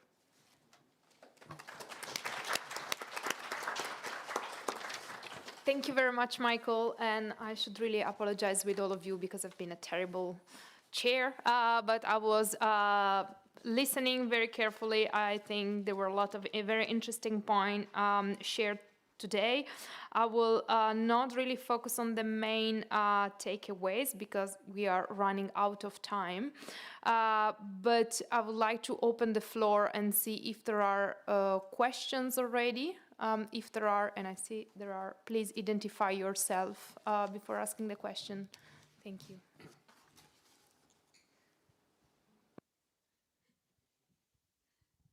Thank you. Thank you very much for this very interesting panel. I'm Fanny Sauvignon here with the Center for European Policy Studies, or CEPS, here in Brussels. I research EU-Asia connectivity, so I will also take the perspective of international development and business rather than this morning we spoke of the Indo-Pacific a lot. This afternoon the expression was barely used. And taking on what Mr. Reiter, sorry about the pronunciation, finished on the Global South, I'm not going to use the word Indo-Pacific. I'm going to say ASEAN, also maybe South Asia, Pacific Island states. Many allies in Asia have recognized the centrality of ASEAN for a stable region and also prosperity. And we know that the EU and Korea have made tremendous progress on trade. We have an FTA, etc. But beyond being really interested in each other's markets and also aligning on very important norms, data protection, etc., how would you foresee EU-Korea cooperation in ASEAN or Asia as a whole in different sectors? For example, I know Korea is excellent at catalyzing private investment for regional investment. For example, the Korea Development Bank is now working with the Green Climate Fund to unlock $100 million US dollars as a climate technopreneurship fund. So mixing entrepreneurship, joint ventures, Korean technology transfer to create business and climate progress opportunities in ASEAN. That's talent of Korea that makes them different from other partners in the region, I would say Japan or India. So I'm really interested to know what you think, both from the European point of view and from the Korean point of view. Thank you. Good, thank you. I think we can respond to this one. Michael, would you like to start? And then yeah, I think we can.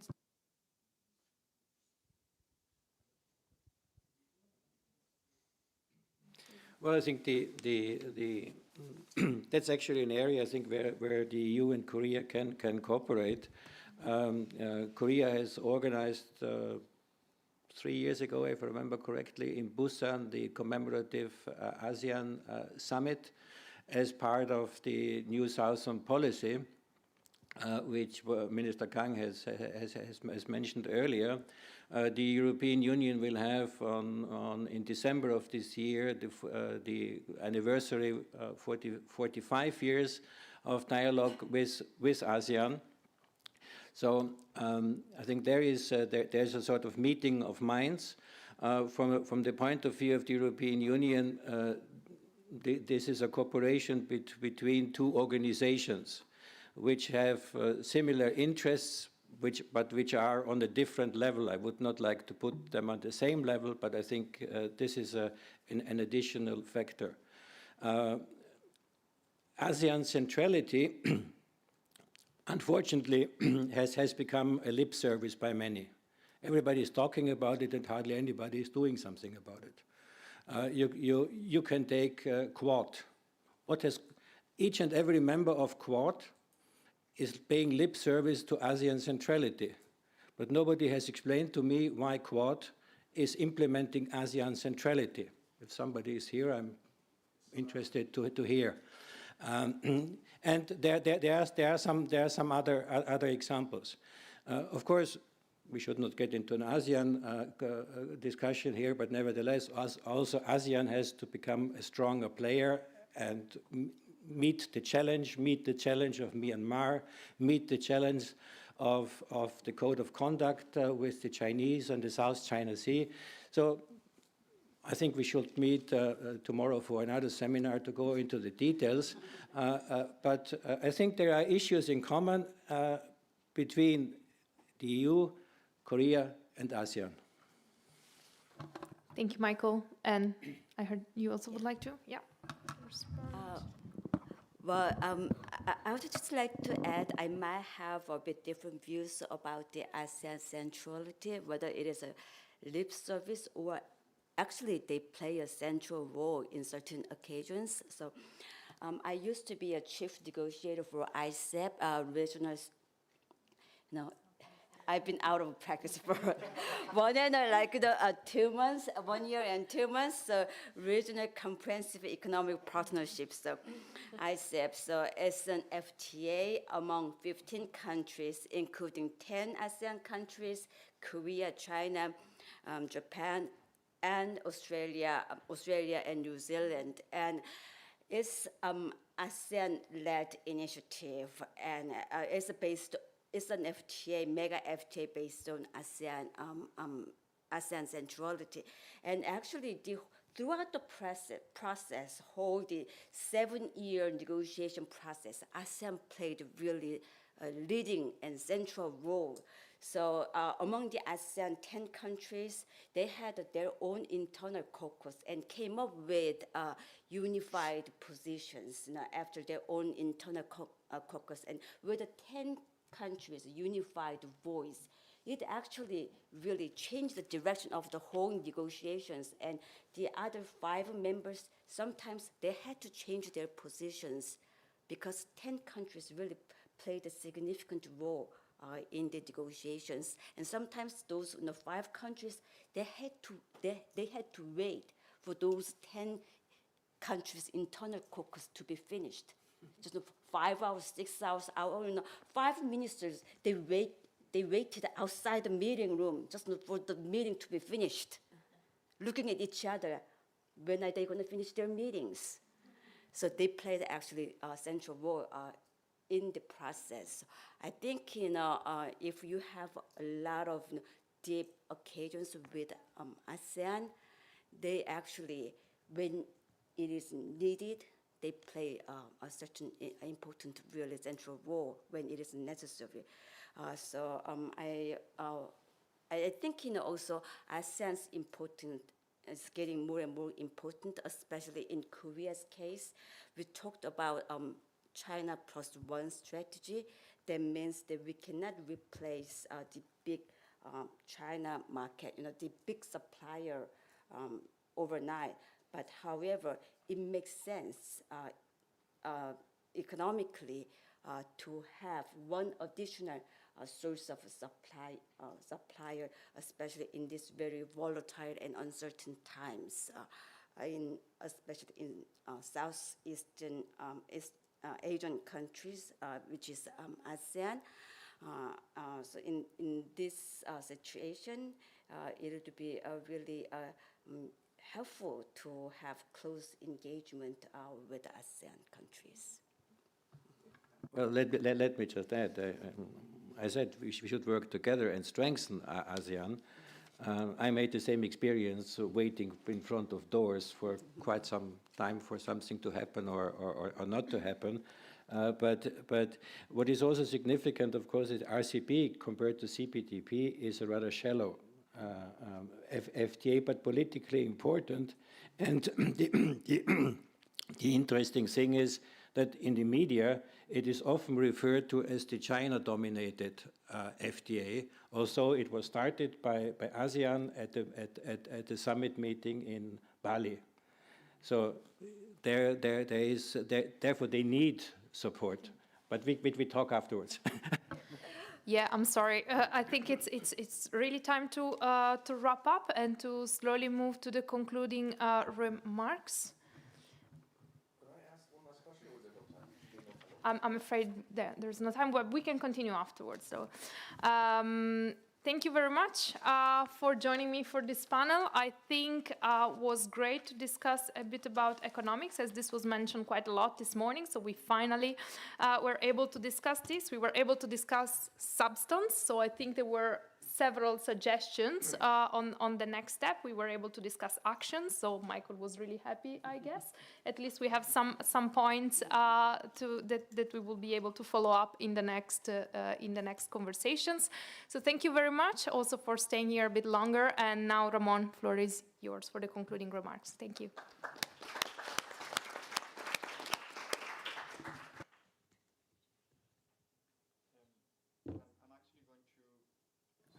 I'm going to introduce the closing address, which will be delivered by His Excellency Ambassador Yoon Seung-gu, who is Ambassador of the Republic of Korea to the European Union and also to Belgium. So Ambassador, the podium is yours.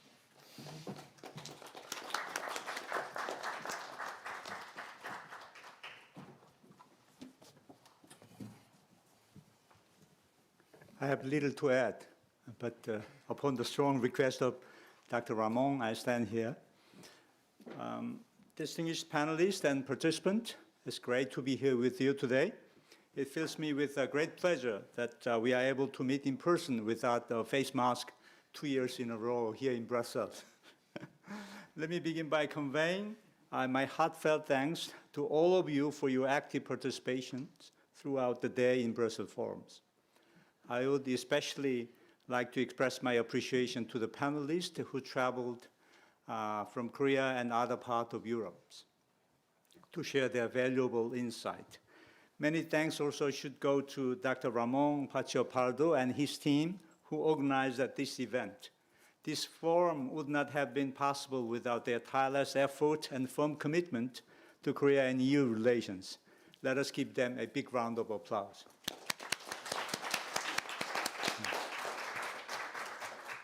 Distinguished guests, I believe we couldn't have convened at a more opportune time for the Brussels forums. We live in an interconnected world where an issue and its effect no longer stay contained with the region in which it takes place. The unjustified war by Kremlin has been a striking reminder that peace and security in Europe is inseparable to that of Indo-Pacific. We have also deeply felt that the joint response and solidarity among like-minded countries is essential when faced with the grave challenges to our core values. I'm encouraged to hear many converging views in this regard this morning. That this year's forum highlights security cooperation in the Indo-Pacific region is yet another indication of the times we live in.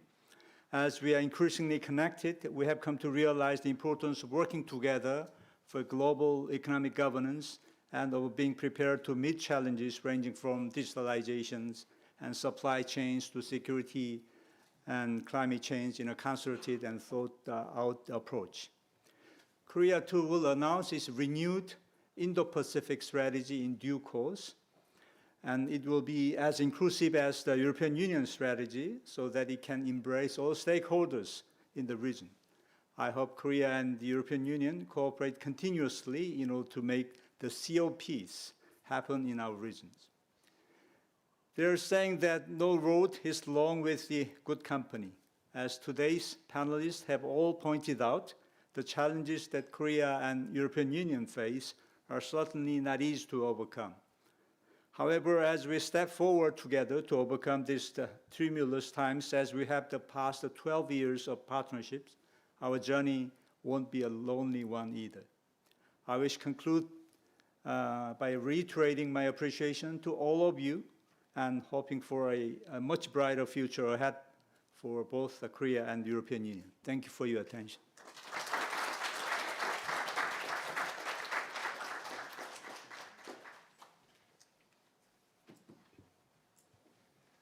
Thank you very much. So the event is over. I just want to thank everyone for coming over from Korea, from elsewhere in Brussels, or from elsewhere in Europe. I want to thank Paula and Alain, who have been working for weeks and months on organizing this. So I put the face, but they're the one who put the work, right? So thank you very much, and thanks to the Korea Foundation as well for the support that you have been giving us. And we hope to see you again next autumn next year. Thank you very much. Thank you.